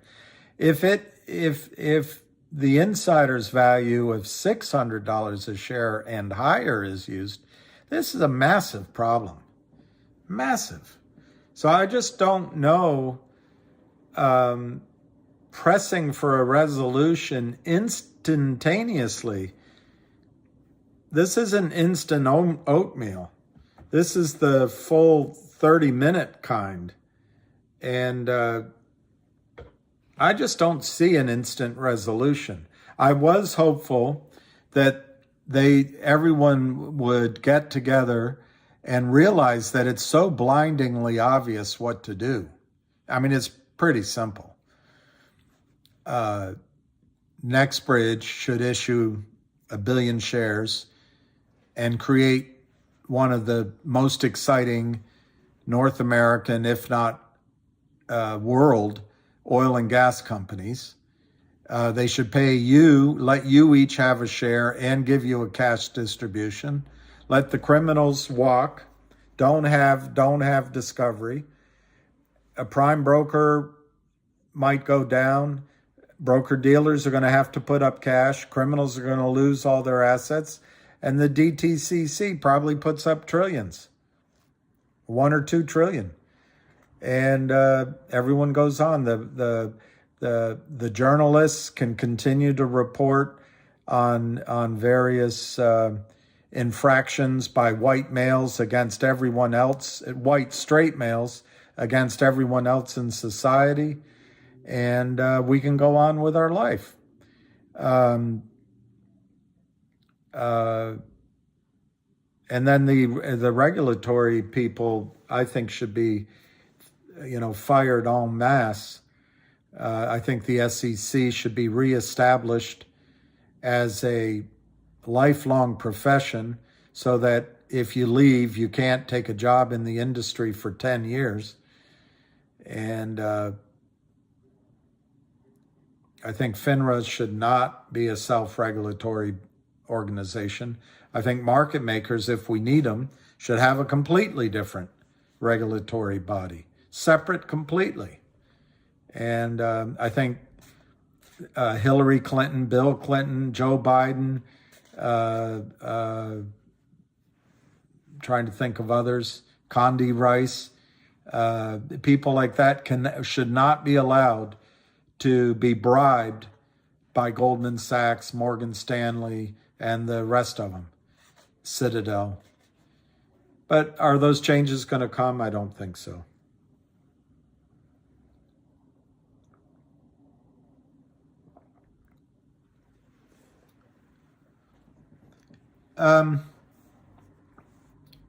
Steve, I don't know about SESN because it's a lot to absorb. My initial reaction about the stock price in SESN is it's probably going to go down, but what do I know? I got to read up a little bit about it. On Logic, I don't think selling Logic is the right thing to do. I think it's quite feasible that the next few weeks. But you're asking me to continue talking about Logic when I've just said I can't.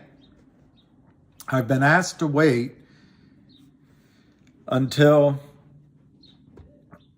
they make a news announcement. So I'm extrapolating from information I've had. There's been a quiet period where I haven't heard anything. And until they announce news to everyone, I guess I'm not going to get information. But I think Logic will be worth almost $2 fairly soon. I don't know when.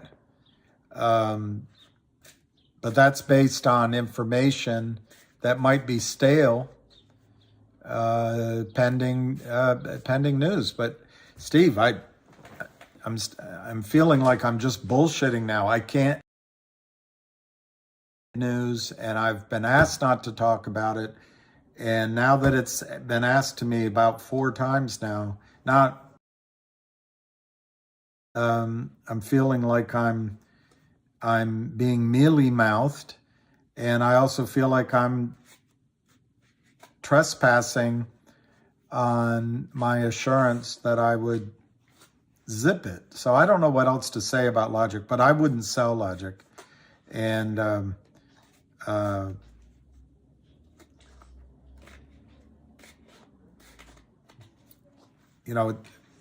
don't know. If you could just grant me maybe a few days to allow news to come out, I will give you a full, reasoned opinion of it. But it's 33 cents.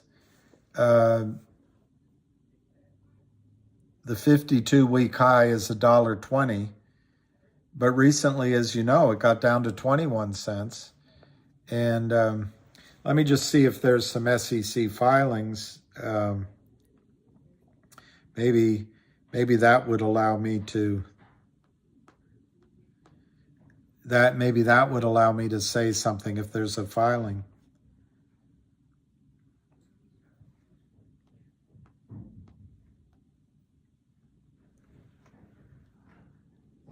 So February 23rd, they filed a statement of acquisition and beneficial ownership.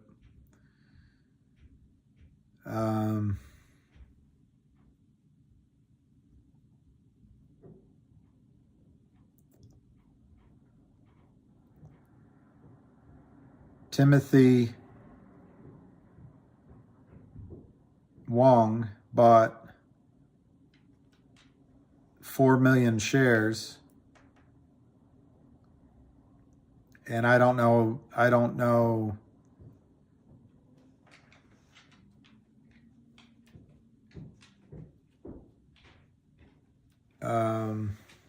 it says an independent contractor agreement. So it may not have been a cash transaction, but that's one thing they announced. On February 17th, they announced 3.9 million acquired by Amir Safavi. And on February 13th, 5,324,000 shares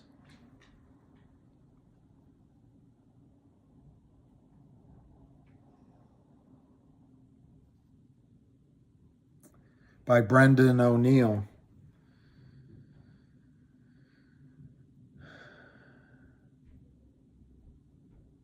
And that's basically the filings. I don't know how to interpret any of those exactly. So, Steve, I'm going to stick with my confidence in the company, unless, if there's news to the contrary, I'll let you know as soon as I know it. But I don't think it's a sell. I think it's a hold or a buy.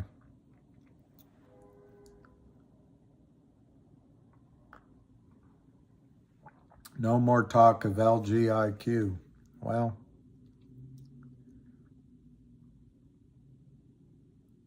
wow, Scott, one trade at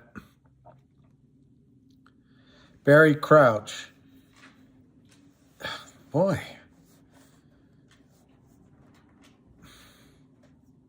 If NextBridge is forced into bankruptcy, MMTLP goes away. Okay. Barry. MMTLP is already separated from NextBridge. NextBridge put out a press release making that clear. MMAT has honored its entire obligation. NextBridge has zero responsibility to MMTLP. None.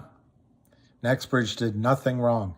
So whether NextBridge went bankrupt or became the next Exxon will have no effect on what your broker-dealer owes you for your purchase of MMTLP. Now, obviously it'll have an effect if NextBridge goes bankrupt. They're going to argue they owe you nothing. And I don't know where you're coming up with that. You're just pulling that out of thin air that it's going to go bankrupt?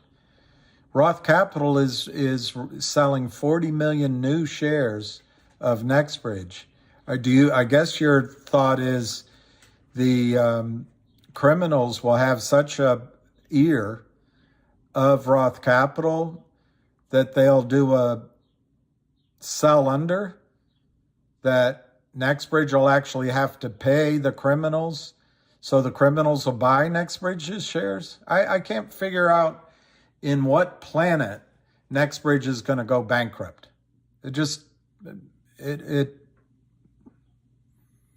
I can't see it as a strategy. They have to drill wells, 5 more wells this year. They I'm sure, want to acquire additional acreage. So if they sell 40 million shares, pick a number. Let me pick one for you. I'll just pick $21, okay? $21, why did I pick it? I don't know. We could pick 25. We could pick 35. Just pick $21. 40 million times $21.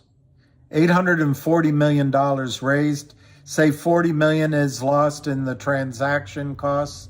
So it's 800 million. Let's say they do it at $25. No, let's say they do it at $30. Let's say they sell 40 million shares at $30 a share. It's 1.2 billion. They have $1 billion. Why are they going to go bankrupt? I don't know. Apropos what? Just throw that out there? Not only does the premise make no sense, then the conclusion makes no sense. If NextBridge goes bankrupt, MMTLP goes away? Doesn't make sense. Yeah, maybe the lawyers on one side will argue that, hey, NextBridge is worthless in your example, so we don't owe them anything. But how does that solve the lawsuits? How does it solve the fact that it could have had a squeeze? How does it solve the lawsuits for fraud?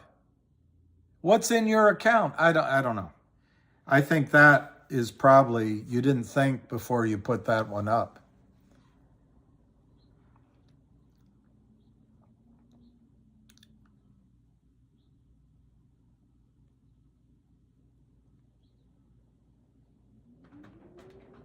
I don't think my blood pressure is up. I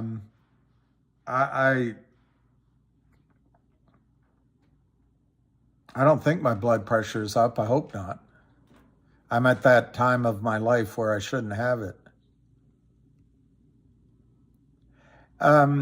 Steve, I'll get a better answer for you. No more talk of logic. Okay.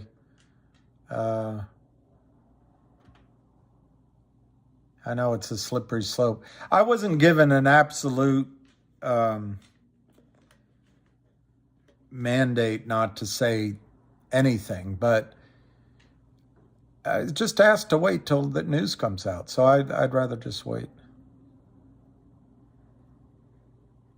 $500 times 1 billion is 500 billion. You're right. So I've been exaggerating. If it's 1 billion shares, I was saying $1,000 a share. Sorry, True Blue's correct. The reason I was saying $1 trillion in a lot of my examples, I was using $1,000 a share. So True Blue, thank you. I think LGIQ could buy Media Gel, yes, but that's speculative.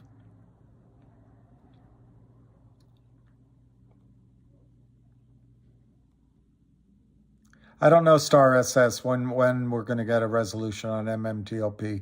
I really think it could be, I was hopeful they'd get it done this quarter, but it's already March 7th, so I don't think they're going to get it done this quarter. All companies with Kramer, Alpine, and Westpac, there are a number of them. Scott, the companies that have hired Sharon Tell and West Christian, I think it's Finger, Wolf. I'm not sure about Cosmo, but it might be Cosmo Health. I believe CRTD, GTII.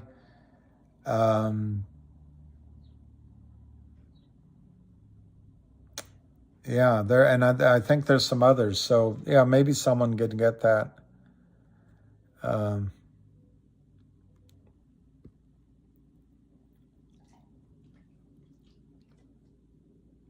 They must be exempt from registration. Yeah, Jenny, I don't know the rules. You can do private transactions. and there's, you know, a limit, like 33 investors, and you've got to do it. You can have friends of the company, but most have to be accredited.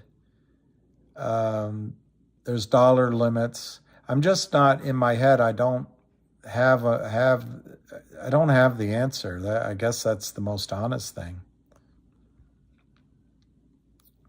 I can say. But I'll think about it. I'll probably wake up. Oh, let me read your DM.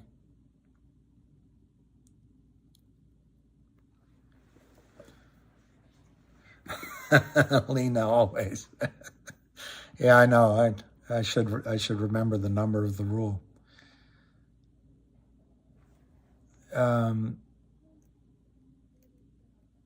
Well, I don't know what price I would use. I'd be tempted to put zero price, not $0, just no price, like an NA. But I was thinking that maybe they use the $0 so it's a way of having the computers collect all the data so they have a run. I don't know. I'm not a computer science guy.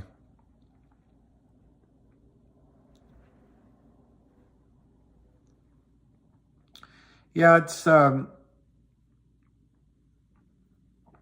going to be a game of chicken, because if the system comes down, they're going to go to Congress.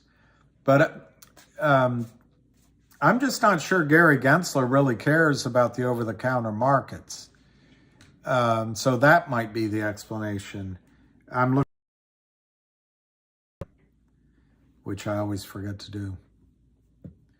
I don't know what, I can't read those Spanish things. They always get me in trouble. Grow up, Arthur. You'll make a fine adult.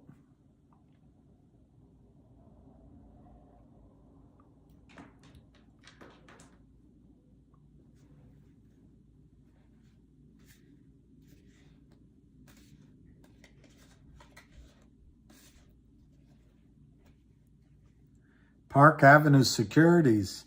I wonder, Jenny, if Park Avenue Securities is near Madison Avenue in New York. I was fascinated by your de minimis discussion. It's pretty amazing, Jenny. I think you should go work for, you should become Wes Christian's right-hand man. Yeah, I think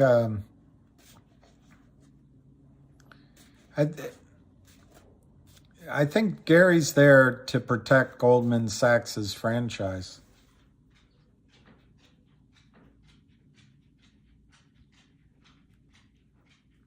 Grow up, Arthur. Well, DBMM, I didn't look at the price. Let me look. There's somebody just said here, I think it was Barry, that they had a 90-day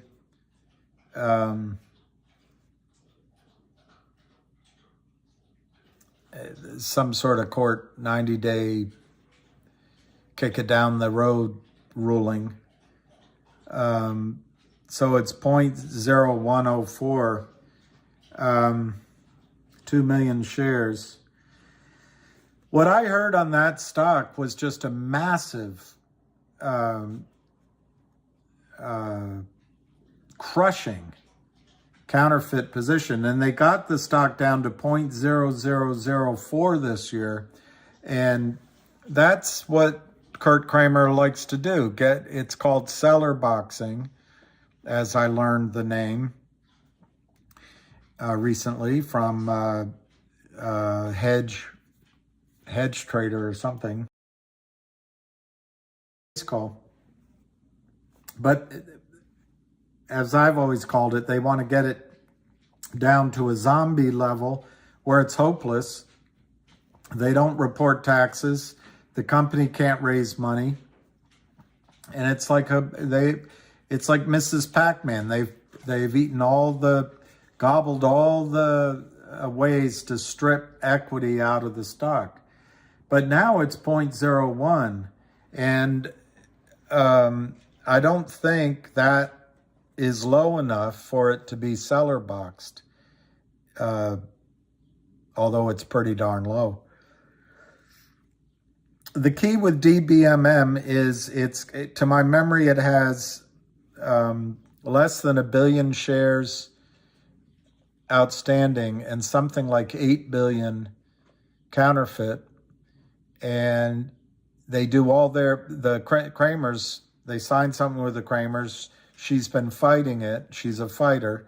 And Alpine is their prime broker. So it's just collateral damage as far as the Kramers are concerned, and good for us if buy-ins happen at DBMM. But that's pretty cheap.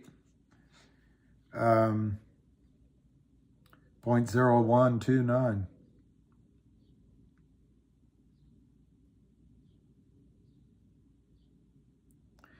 VO Warrior. Yeah, that's Barry. I don't know who you mean by they. Dilute their entire authorized to stay in business, then reverse split. I don't know who you mean. If you're talking about Cosmos Health, exactly. If you're talking about other similar companies, yeah. GTII hasn't done it. But if you're talking that's the strategy of the criminals, that's the strategy of the criminals. Ken, I'm not going to answer that.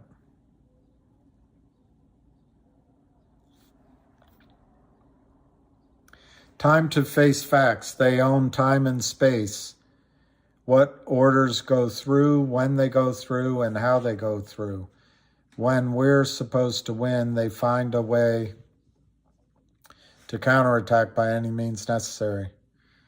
Well, I think that's via word. It's hard to argue with that so far in every single stock except for HKD. That one the other day, last week.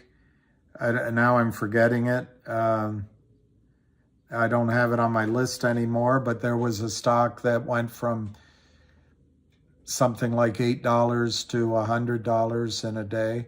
So, yeah, you're right.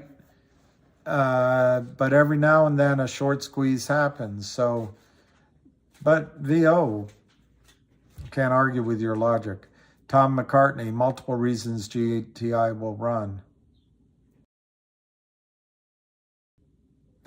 I think the number one reason GTI will run, I don't have it up there anymore, is the FBI.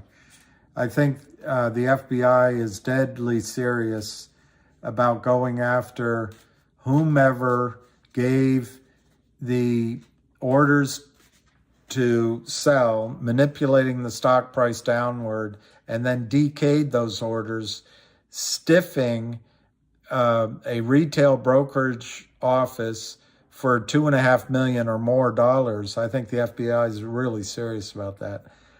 And I think it's going to go across every single compliance desk. And when the FBI finds who that person is, and it's rumored that they said, no, it's not even rumored. I heard it with my own ears, that I didn't hear it from the agent. So it's, secondhand, third hand.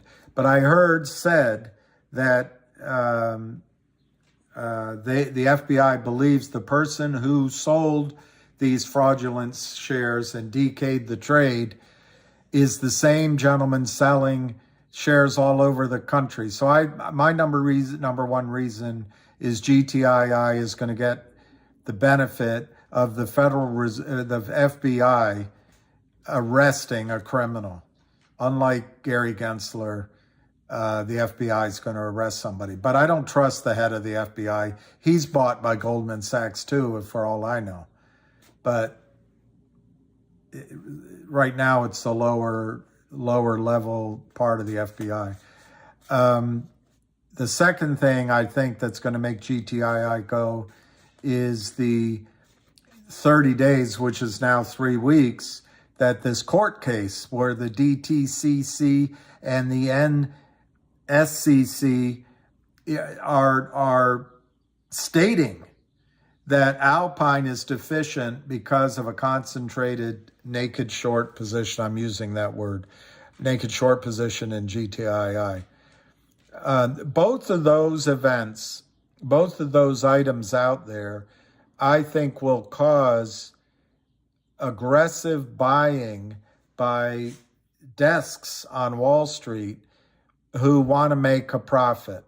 And the only way to make a profit isn't downward, it's also upward. So those are my two biggest reasons why I think GTII will squeeze to the upside.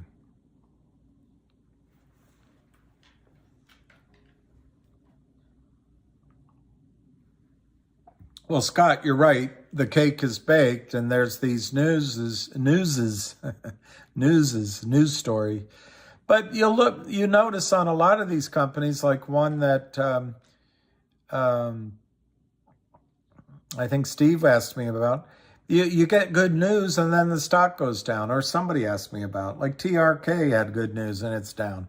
So it isn't always news that makes these go.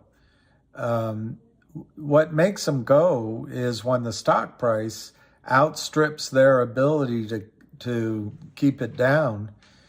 One of the things Jenny was talking about is, and I don't quite understand it, it's these de minimis accounts. So if you sell a de minimis amount of shares, under 200,000 shares a day, you don't have to report it or something like that. Well, if the volume to buy outstrips that, or outstrips what their compatriots are willing to risk, it gets out of control, and then there's a feeding frenzy. That's how you get these guys, I think. But, Scott, you're right. Ham doesn't know when it'll go. I'm going to go 5 more minutes because Lucky's over here making me feel guilty. I won. What song today? Perry, it's impossible to tell a baby not to cry. It's just impossible.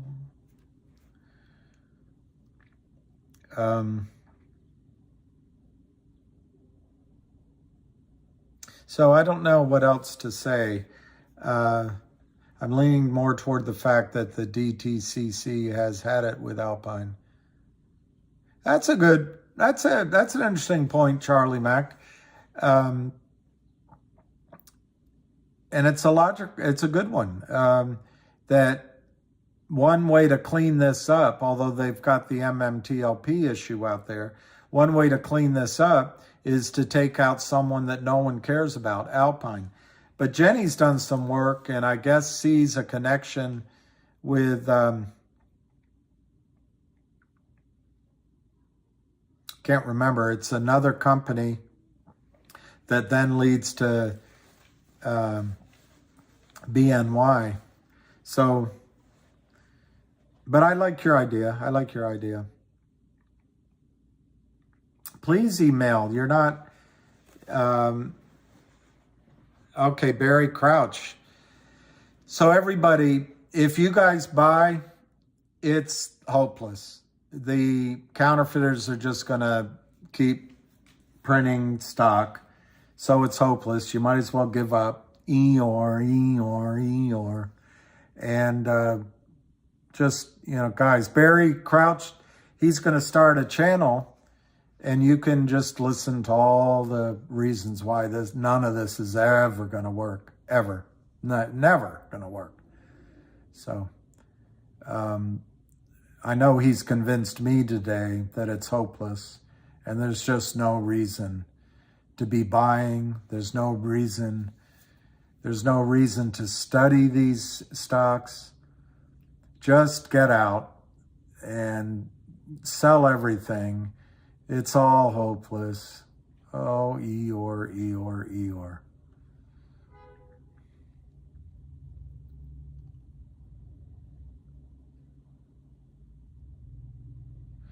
I don't know.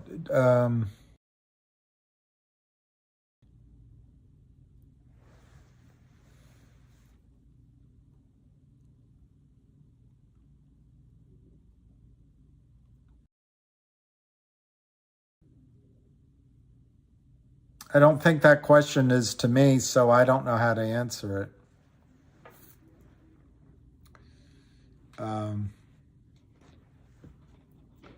Look, I mean, there's risk in these. I mean, well, David Hensley, you're right. You don't have to. Look, I'm not telling you not to sell. Just, I want you to know, I don't have it in front of me, but I just want you to know. Here's what Wall Street has perfected, the criminals have perfected over the last 2 decades.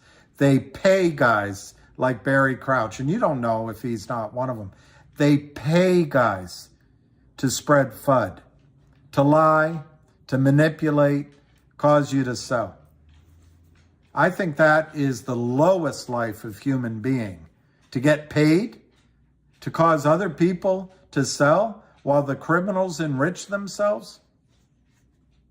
I don't know a mirror in the world I would want to look in if I ever accepted $20 or $20 million to sell out my fellow investors and Americans and people that are putting their money. I couldn't do it, and I'm not saying Barry Crouch is doing it, but just be aware that there are people out there that pretend to be friends that are paid by Kurt Kramer, paid by the Lynn Partners, paid by Benchmark Capital, paid by Alpine, paid by the whole bloody mess of them.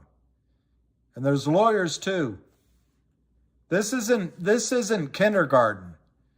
This is billions, and I admit my arithmetic isn't always very good. At $1,000 a share, it's $1 trillion. But these are trillions of dollars, and I've made that mistake many times, so thank you for pointing it out, True Blue. But the point is, these people will do anything, and they want us to be nice. Somebody asked me today, why do I have all my certainty about these different people I talk about? The fact is, there's only one person who could get the data and the certainty. His name is Gary Gensler. But he's too busy putting out space calls on teaching Investing 101. You can go buy Investing for Dummies.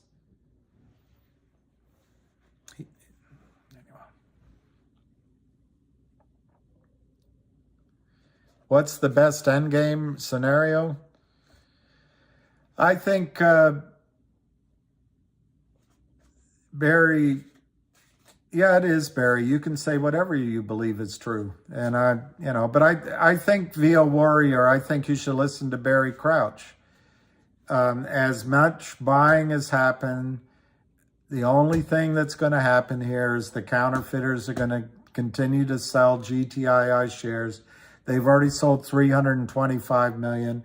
They'll keep doing it until there's a billion. And even if there's good news, they'll keep selling. And even if they become a lithium mine, the counterfeiters will keep selling. And even if Wall Street hedge funds start buying the stock, the counterfeits are going to keep selling. Via Warrior, it's just hopeless. There's no reason to get up in the morning. There's no reason to do anything. That's the most logical result via Warrior. Just listen to Barry Crouch. He's got a monopoly on rational thinking, and he's able to process the information that we all are dealing with much better than the rest of us. And fortunately for us, he's the only one that is looking at the facts with a jaundiced eye. The rest of us are in la-la land, and we're expecting good things to happen when Barry Crouch only sees negatives. The only solution, VO Warrior, is they're going to turn on the presses and keep counterfeiting the stock. So it's completely hopeless, VO Warrior. I wish I could give you a better outcome, but I've been, in the course of the last 2 hours, I've been completely convinced by Barry Crouch. Everything he says makes sense. Everything is negative because there are only negative outcomes. There are no positive outcomes here, VO Warrior. All right. I think now I've spoken to the negatives, VO Warrior. What I think is going to happen with GTII is the stock gets to 10 bucks.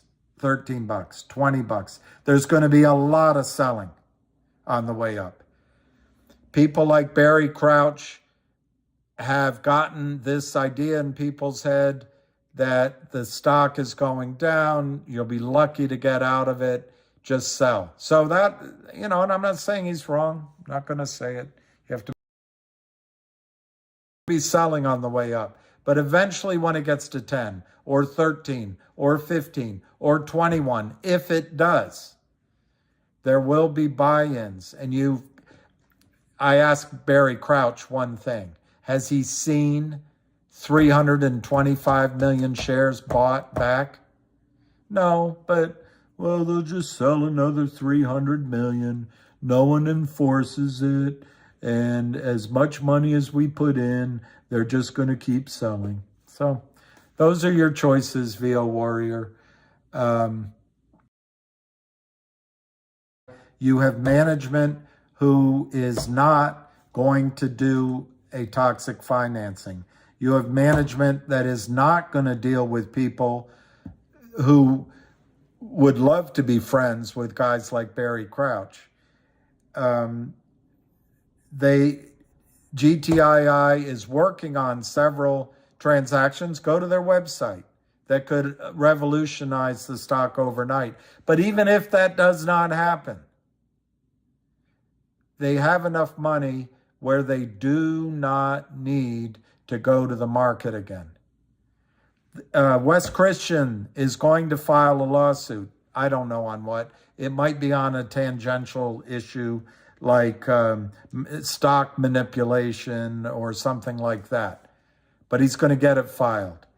The FBI is after the criminal that sold and stiffed Westpac. Do I have to say that one again? The NSCC has filed, and it's in court, and it's published, and they have come out and said that Alpine is deficient because of GTII. Ham says it's the #1 short setup in his career. But, VO Warrior, I'm telling you, there's only one rational guy here, and he's absorbed all of this information. And I would have to agree with him that for the last 2.5 years, people who would love to be friends with guys like Barry Crouch have just continued to sell and sell and sell and sell and sell counterfeit shares. It's one short seller, Kurt Kramer. Now Alpine's taken over that account because Kurt Kramer got in trouble. Now Alpine's doing it. Somebody came in to help manipulate the stock price, and the FBI's after him. But I got to tell you, the SEC's corrupt, FINRA's corrupt, Congress is corrupt, and you know what? The FBI's corrupt. And anybody that loses money, VO Warrior, in Wall Street, they knew what they were getting into. They have no rights. There are no lawyers that will represent people who lost money in Wall Street because of security fraud. It's hopeless, VO Warrior. It's just absolutely hopeless.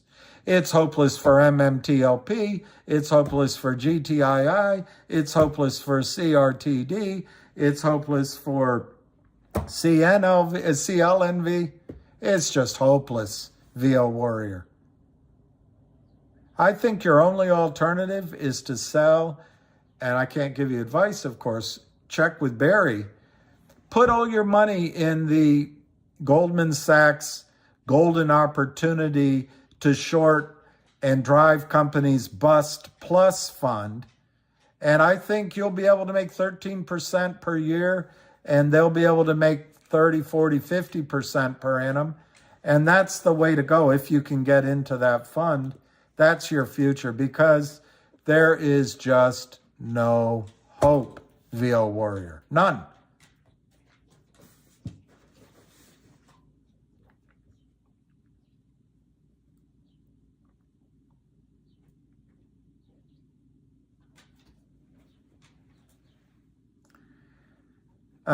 Scott Scheller, do you feel Kramer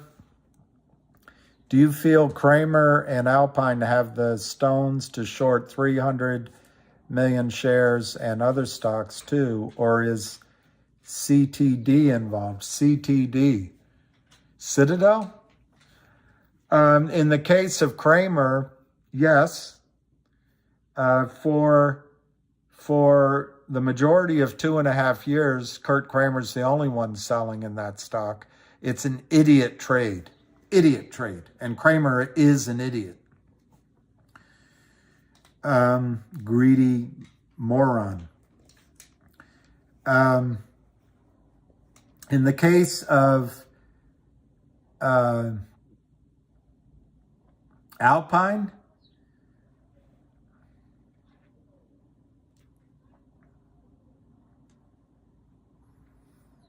I think Alpine is a rogue broker-dealer. You're asking my opinion. And I don't think Citadel has anything to do with Alpine. Nothing. Look, you think Ken Griffin is some sort of genius? He's just a crook, in my judgment. He's just figured out a way to put his acute computers ahead of every trade, and he convinced Elizabeth Warren and Bernie Sanders not to look into it. But he's just stripping steenies every single day from every single trade, and he's telling Congress that he's providing a service. But he's no smarter than you are. He's greedy, and he's over-leveraged, and he'll go down at some point. But no, I don't think Citadel. I don't think Citadel is going to save Kurt Kramer's ass, and I don't think Citadel is going to save Alpine's ass. Citadel has their own problems. So no, I don't see it at all. I think Alpine went out to hire mercenaries to help drive the stock price of GTI down when Lou told, and Frank Benedetto told you guys to move to COSM. Not judging them. That's just what happened. And then the stock went down, everyone's moaning, and then I'm sure the computers pick up on what's on Twitter. And then the computers, they brought them in December and January. They drove the stock down. Why do I get upset? Because I think it was squeezing then because of the special dividend. And you all have been punished by it. And then some of you say, oh, well, be kind to Frank, be kind to Lou. They didn't know. Okay, I'm kind to them. And, oh, Bill, you were wrong about CRTD. Okay, I get it. But I get so frustrated because you guys would be counting your money right now if the squeeze had been allowed to happen. Didn't happen. But guess what? Alpine took over the Kramer's account. Alpine hired the mercenaries. Alpine promises the criminals money. What's one of the symptoms of it? One of the criminals stuffed Westpac, and the FBI's after him. I don't know, guys. If you need a better setup, I think I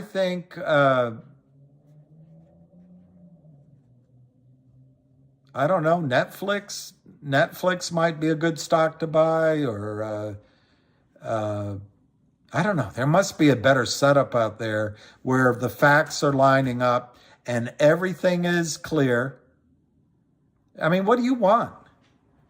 What do you want? You want to buy GTII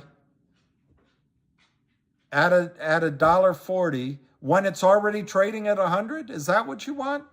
Because there's risk here. The two risks are time, and the other risk is the criminals can continue to crime. But the system, Wall Street, every share has to be covered. Every share has to be covered. But if you don't buy that premise, you shouldn't be in the stock. You shouldn't be in the stock. Go buy Tesla. Go buy. No, don't take me seriously. I think you should get out of the stock market. But I can't give advice. But I think you should be well aware that we're going into a depression, quite possibly. We might be going into war. And just count your lucky stars that while your family is going through difficulties, you do not have to read any mean tweets. There won't be any tweets from the odious president that we had. And thank God the liberals in America, the ends justify a mean, have saved us from a rational government and white straight men.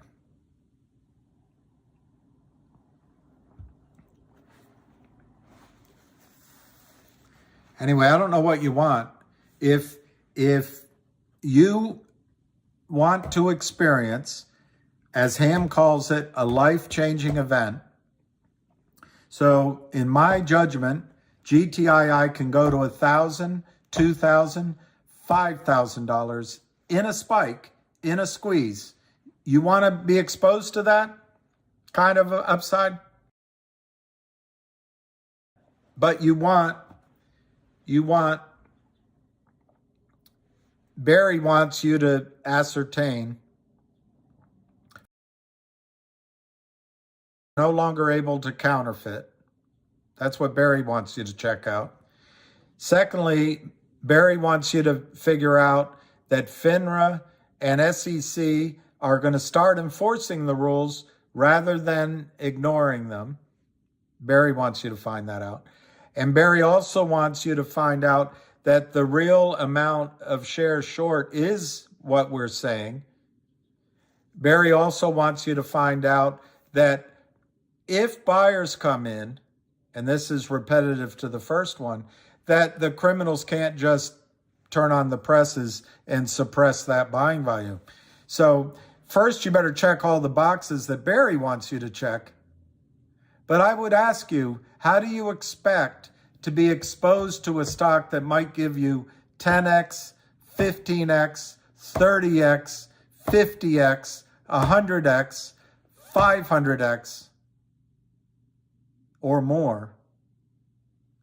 You want every little thing lined up perfectly, and then you'll invest? Guys, it's not like that.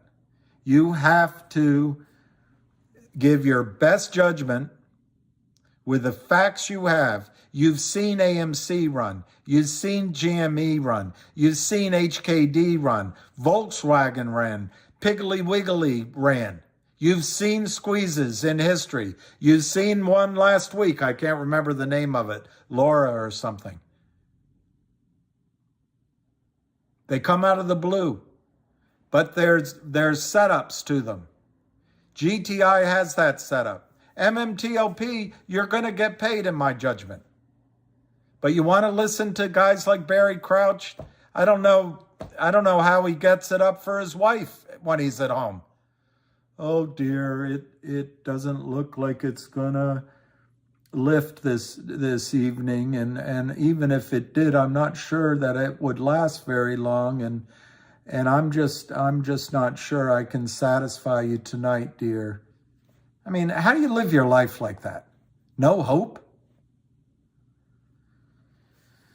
Anyway, in order to get exposure to turning $10,000 into $1 million, there has to be some risk. There has to be a bit of, like my client used to say, you're not ABC person. I ABCDE person. Well, okay. Barry wants you to go A, B, C, D, E, F, G, all the way to Z. By the time you get to Z, it's worth $1,000 a share. But the fact is you can't know A, B, C, D, E, F, G, H, I, K. You can only know A and B, D, and L. And you have to come to the conclusion, is it going to squeeze? I don't know. But in my belief, there are risks in GTII. Here's the risk I see. One, that the short count is not as high as I think it is. On the other hand, it could be higher. That's one risk. But does it matter? Because any amount of covering is going to drive it up. The second risk I see, there's shares out there that are restricted that maybe they dump in the market and stop it from going to 2,000, but it goes to 1,500 or it goes to 500. I don't know. But that's the second risk. The third risk is the company gets tired and just takes a deal from the Lynn partners and does a reverse split and issues a bunch of shares, pulls a COSM. I don't think it's going to happen, but it could. The fourth thing that could happen, Biden, I think it's already done, started World War III, and Putin or China launches hypersonic weapons and it hit New York, and the entire exchanges go out, and even the record of what you have in your accounts disappear. That could happen.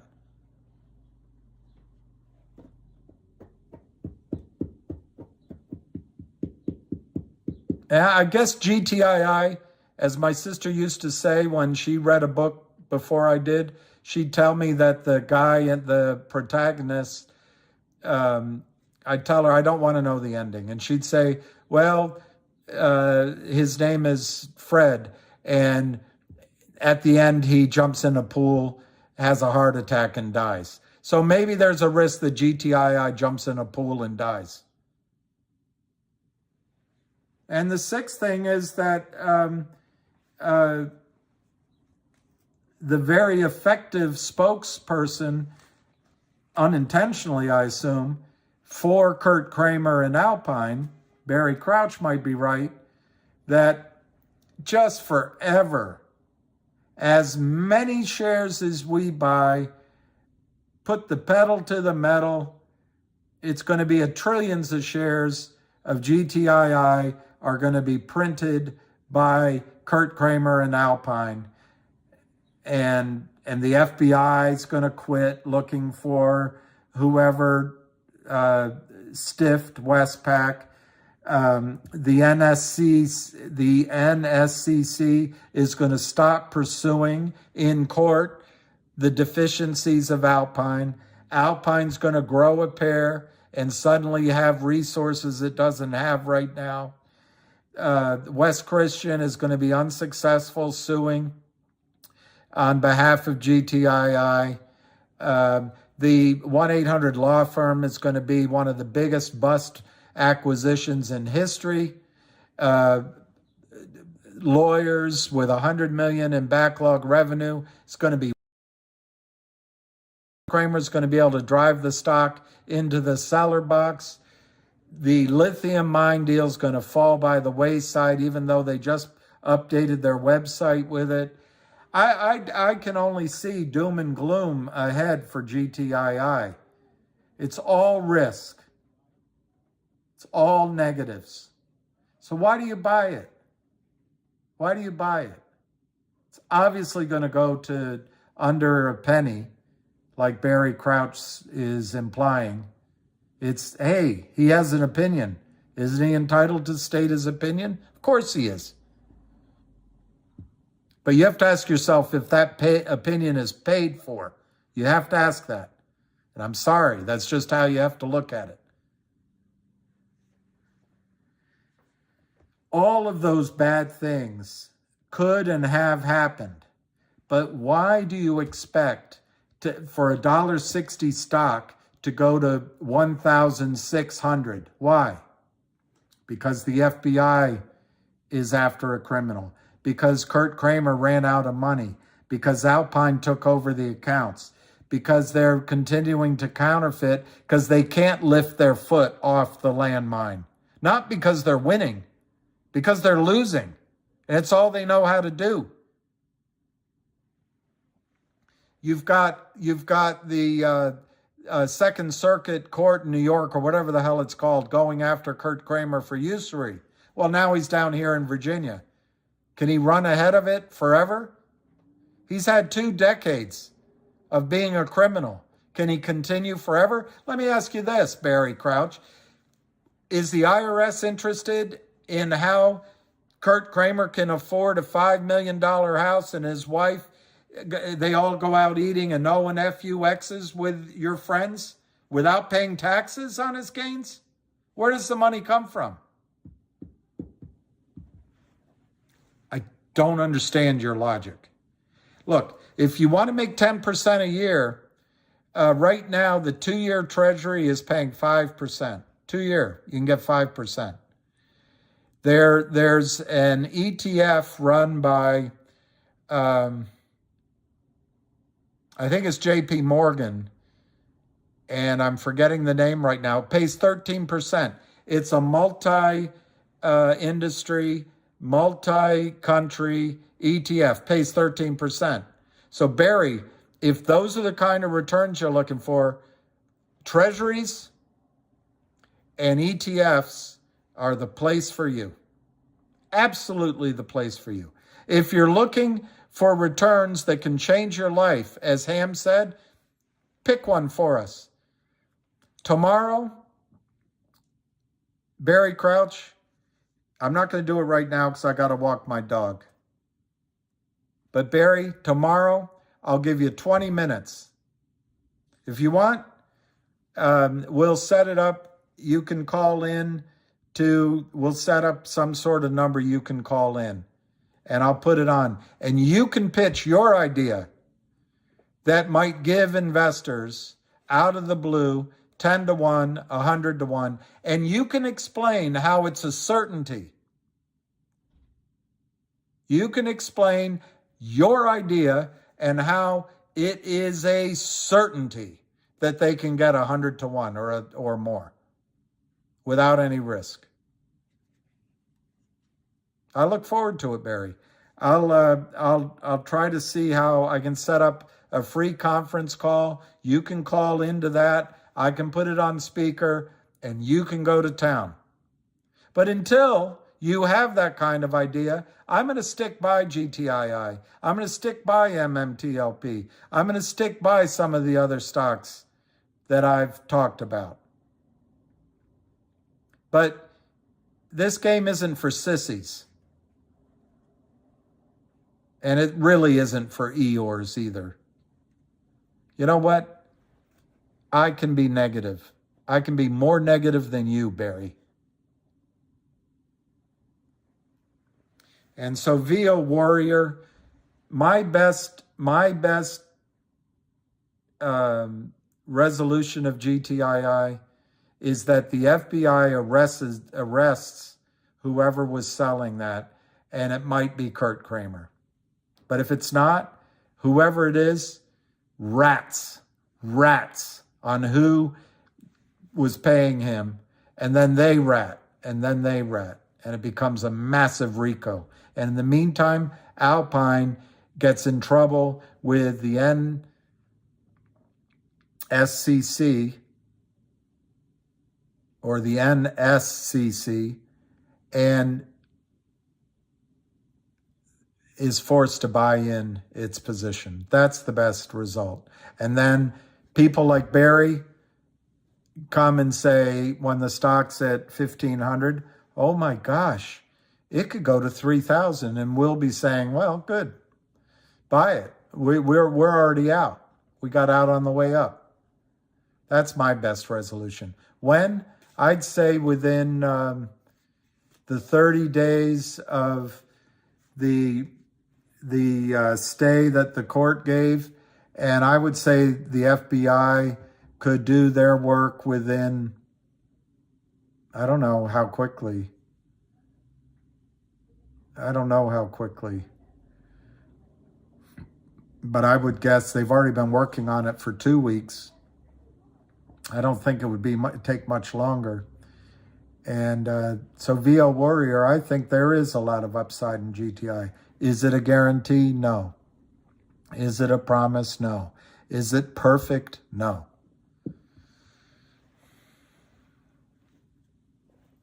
Cindy Lou Who.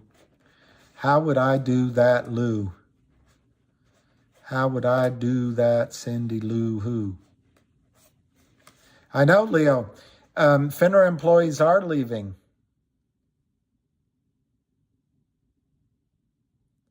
Yeah, that's funny, Barry. That really is funny. Thank you. You got a sense of humor. You needed someone to really snap you out of the constant losing streak. LOL. You know who's not losing? Your bosses.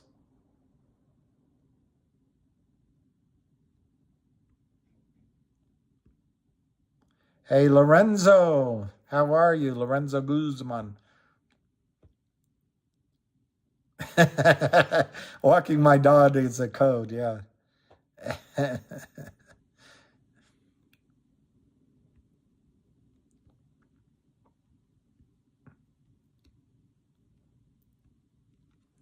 Barry, the only certainty is your negativity. And you're quite the amazing integrity you bring to this. The amazing integrity you bring to this conversation. Derek, it touched a nerve, yeah. Which doesn't say much about me, does it? I don't know what happened about TRKA. My guess is they used the opportunity of good news to sell it off, and there was plenty of room to sell it off. Anthony, thanks. I don't know more. Well, the back door's open. He might have.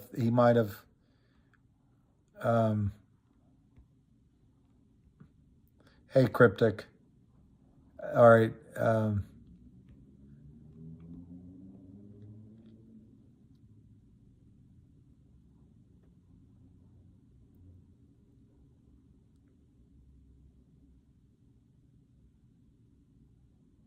I know. I got to go watch Clucky. He's out. He's out in the backyard.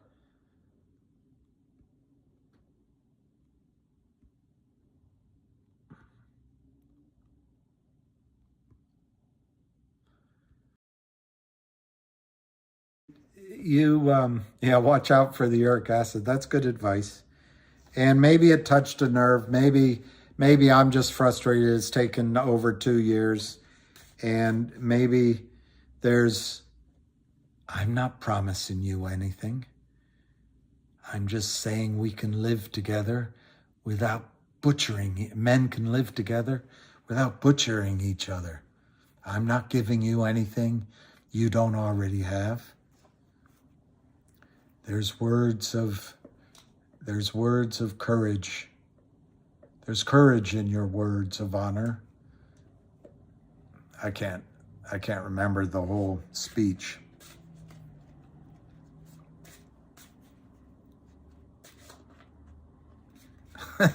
Derek. I know, Justice. With more rate hike isn't shorted stocks. But yeah, Sean Lee, I think there's some problems with the big banks. The two I've heard that are in trouble are Credit Suisse and, believe it or not, Goldman Sachs. Do you feel lucky? Well, we're not going to let you leave here. Who's we, sucker? Smith, Weston, and me?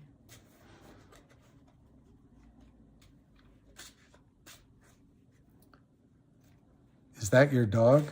Why? Do you want him? There's nothing there's nothing like a good cigar after a meal. I don't know anything about VBHL.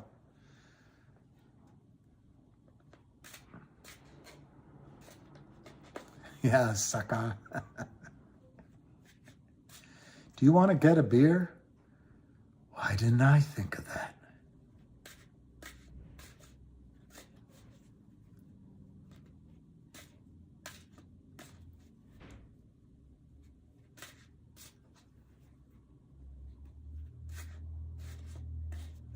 Are you through, Lieutenant? I have to get back to work. I have to get back to work. Not in homicide, Callahan. You're now in personnel. Personnel? That's for idiots. I worked in personnel, Callahan. Yeah. Captain, do you mind if I ask you a question? Do you have any kids? No, I don't have any children. Lucky for them.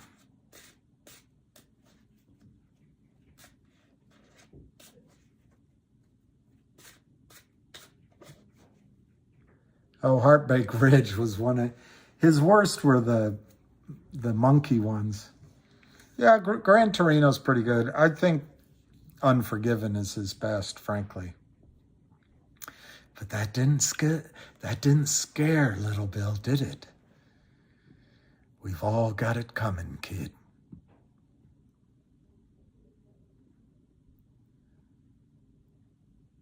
I reckon I've killed women and children and everything that's crawled, but I'm here to kill you, Little Bill.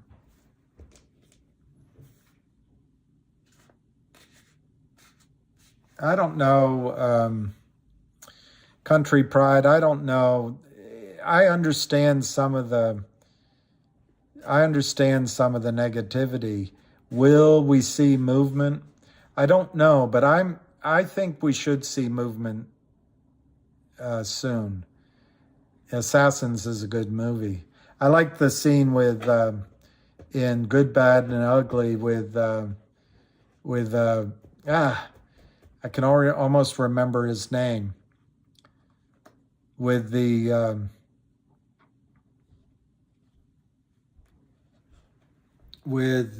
I forget if he's the ugly or the bad. I would say he's the ugly, but he gets a note off the dead man. He goes, id, and Clint comes and take it. And he looks at it, he says, idiots. He hands it off, he says, it's for you.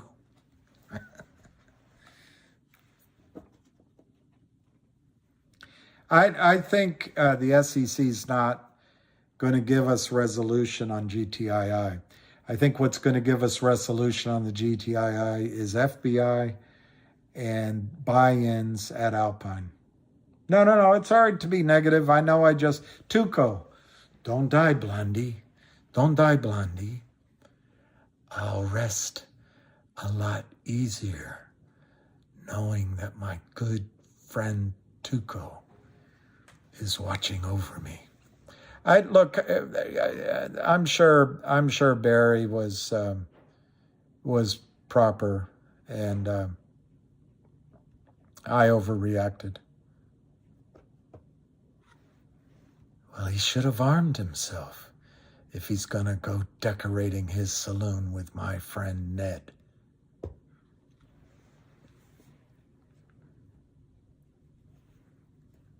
I don't deserve this. I was building a house.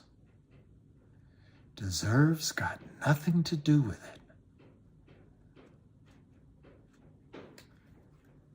But I don't mind you being negative, because it's been negative. I'm looking for the negative point.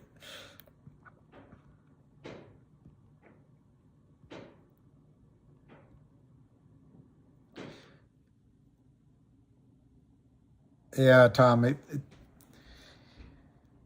it's a hell of a thing. It's a hell of a thing killing a man. You take away everything he's had and everything he's gonna have.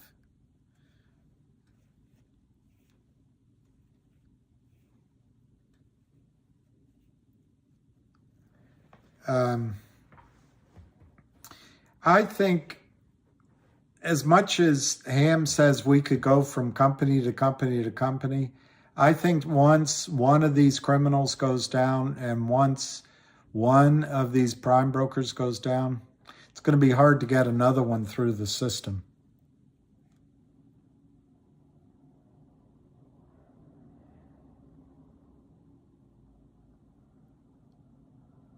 I don't know that one. It's Tao. Derek, thank you. What? Thou Vang Lore. It's not Toad.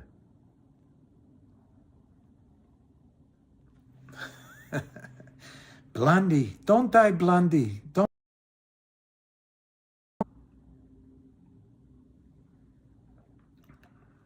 There's only two kinds of men in the world. Those with loaded guns and those who dig. You dig.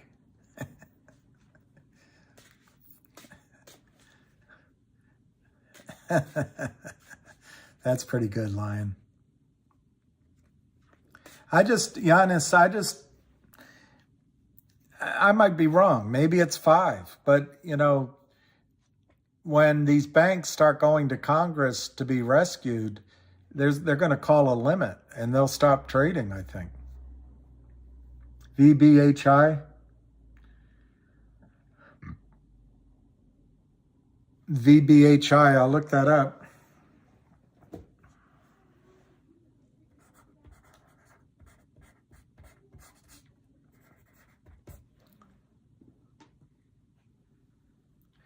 When you hang a man, you better look at him.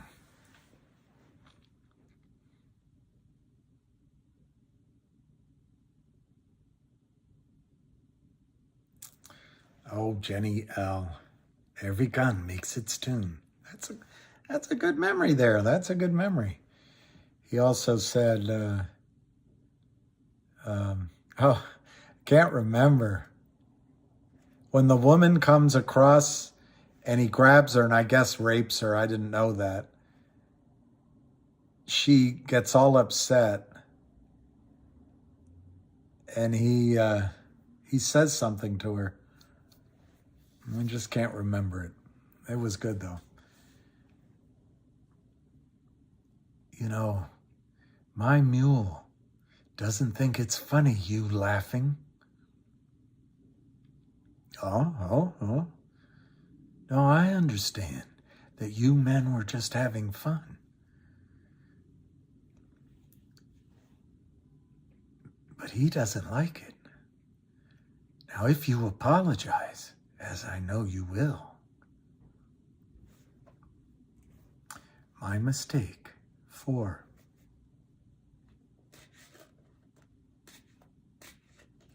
Well, CB, they just crush these stocks. Look at that. 0.0008. That's under 0.001 or it's 0.0001. I don't know which, where they just mandatorily cut off trading. And then,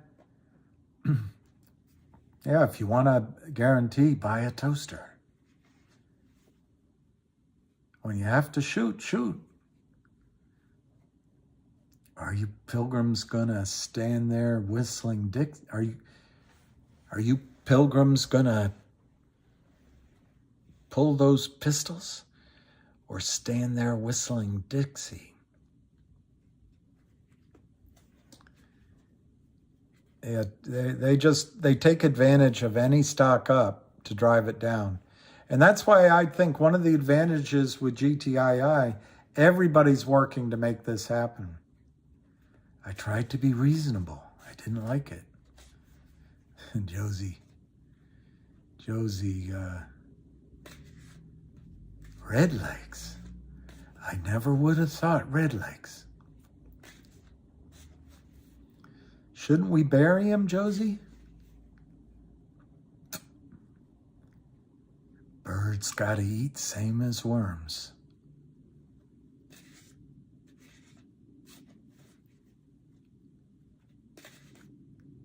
I love it on the, what we have here is a Missouri boat ride. But when he's on the guy's selling the bottles of crap with the white suit on for $1 or something. And Josie's listening to him, chewing his jaw. And then he gets tired of it and he goes, and he spits a big wad of tobacco on the white suit. He goes, how does it work on stains? I reckon so. I killed just about everything that walked or crawled. But I'm here to kill you, little Bill.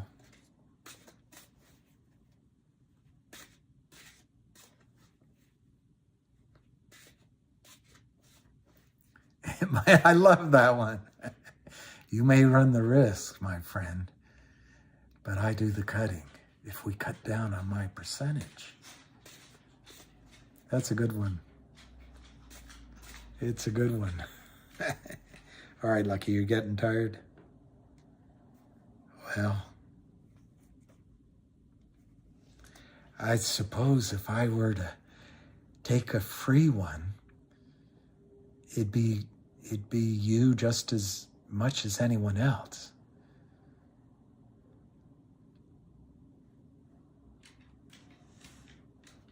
I can't remember how that one goes.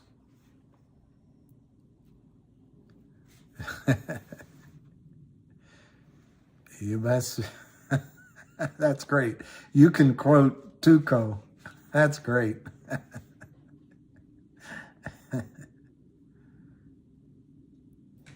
All right. How do I remember? I don't know.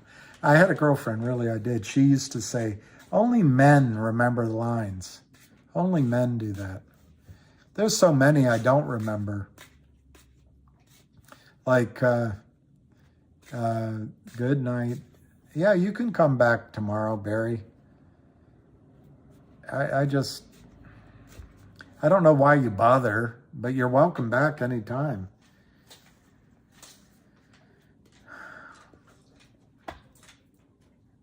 I didn't like Sling Blade that much, but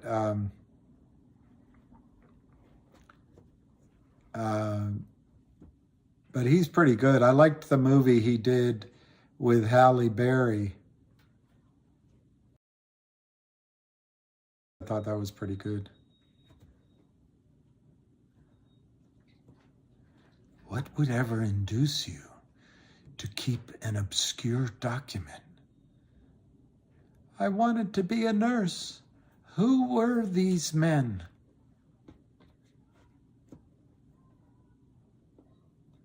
Well, I don't blame you for being frustrated, Barry, and I got to admit that. I'm frustrated too. Do you? What's a grit? What's a grit? Oh, it's not night there. Well, 6:18. What's a grit?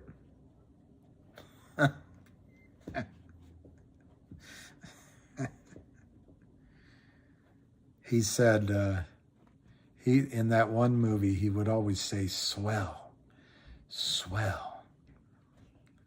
And then he'd say, nag, nag, nag.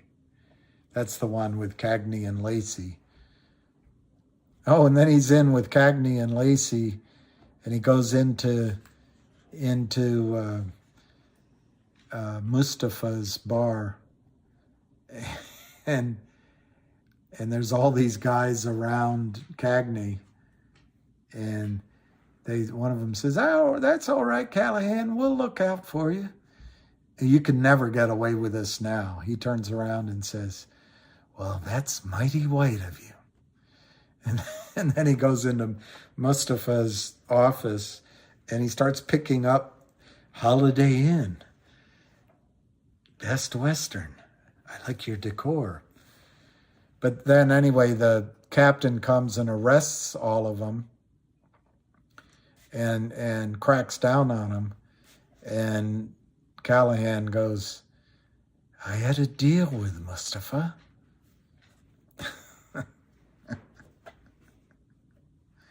You can take my badge.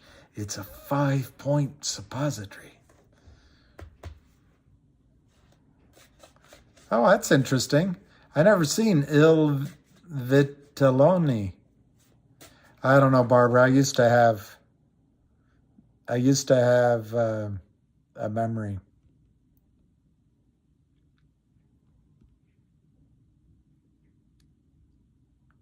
Oh, I like that. She wants to play lumberjack. She'll have to handle her end of the log.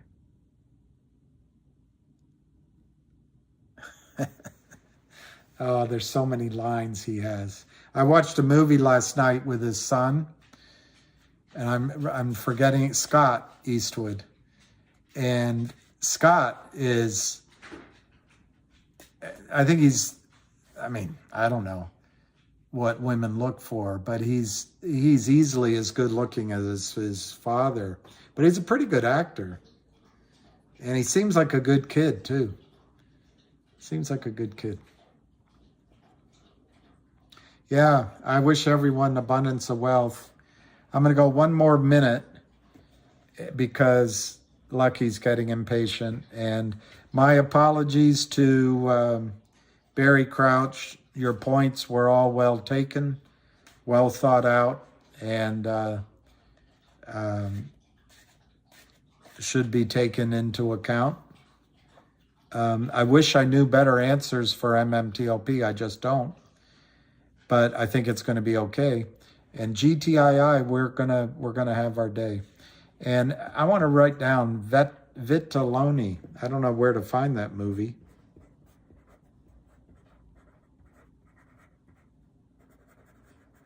But I'll look it up. Charlton Heston, the greatest actor of all time? Maybe. He was good in that movie, Soylent Green is People. Soylent Green is People. He was good in that movie. Yeah, it's an interesting choice. That's an interesting choice. Charlton Heston.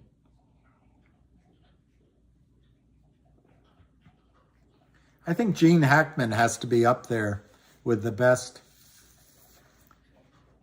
Half for you, half for me. Blondie. Magnum Force. A man's got to know his limitations. I know the question you're asking. But seeing as how this is a Magnum, whatever, Magnum 45, and it can blow your head clean off, you have to ask yourself just one question. I know what you're thinking.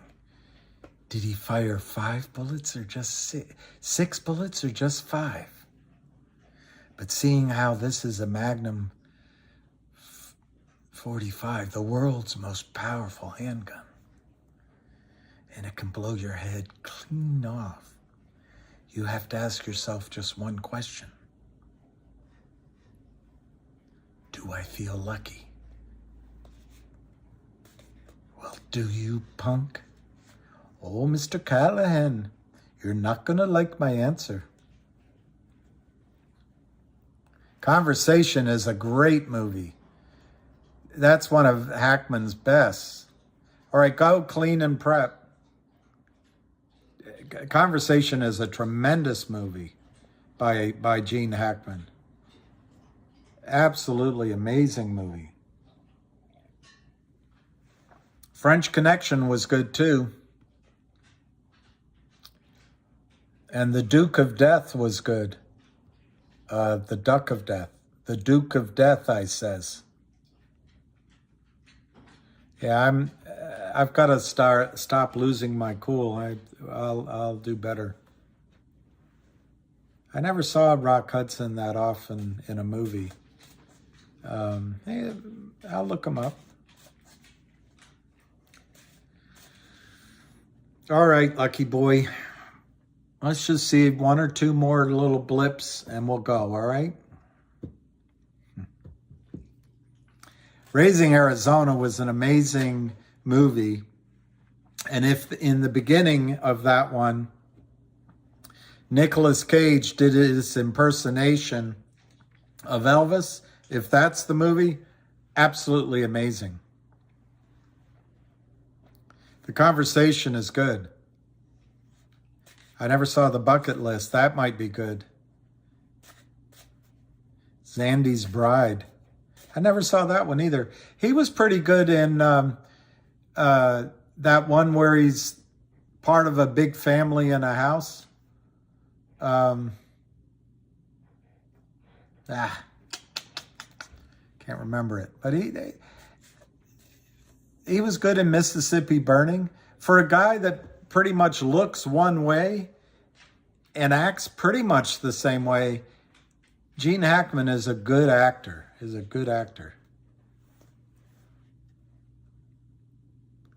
All right, seconds.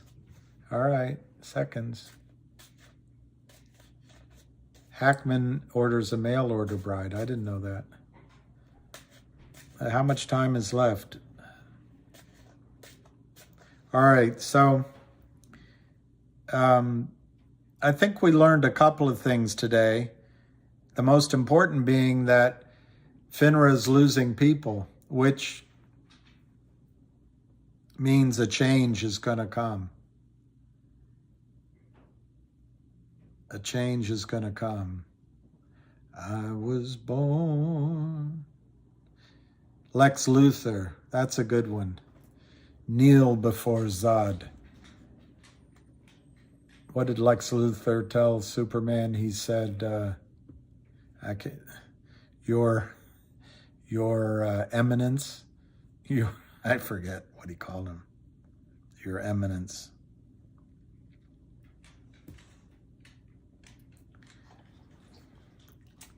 Do you feel lucky? Well, do you, punk?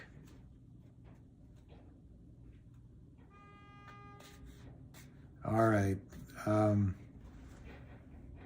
Roja. I'll look up that movie. Zandy's Bride. All right. Really? It's as good as the Manchurian Candidate?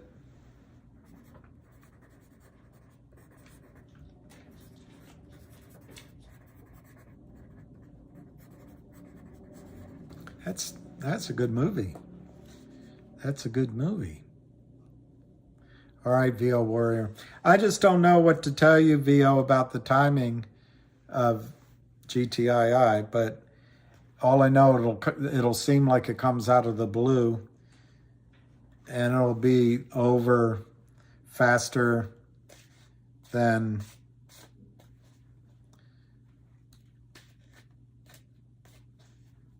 Mel Gibson is a good actor. Seconds is What Happened to Ken Lay. Yeah, that was Mel Gibson has been a good actor in a few movies, like the one where he's a taxi driver. Tom Cruise has only been good in one movie.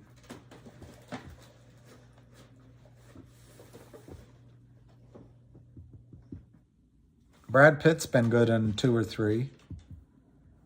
Anyway. Oh, that was Wild at Heart. You're absolutely right, James Flowers. It was Wild at Heart. And in the beginning, he impersonates Elvis, and it's amazing. And he never does it again. Or maybe in the credits at the end of the movie. I think you're right about that. I think you're right. All right. I have to say, more to be revealed. And we'll do better tomorrow. I promise to be better tomorrow. And we had already had our exit event. So forgive me for losing my cool. All right, guys, I'm going to say goodnight. And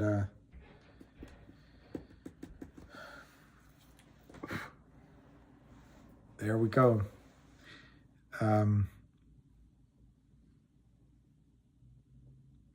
Peace, love, and happiness, and all the best to everybody.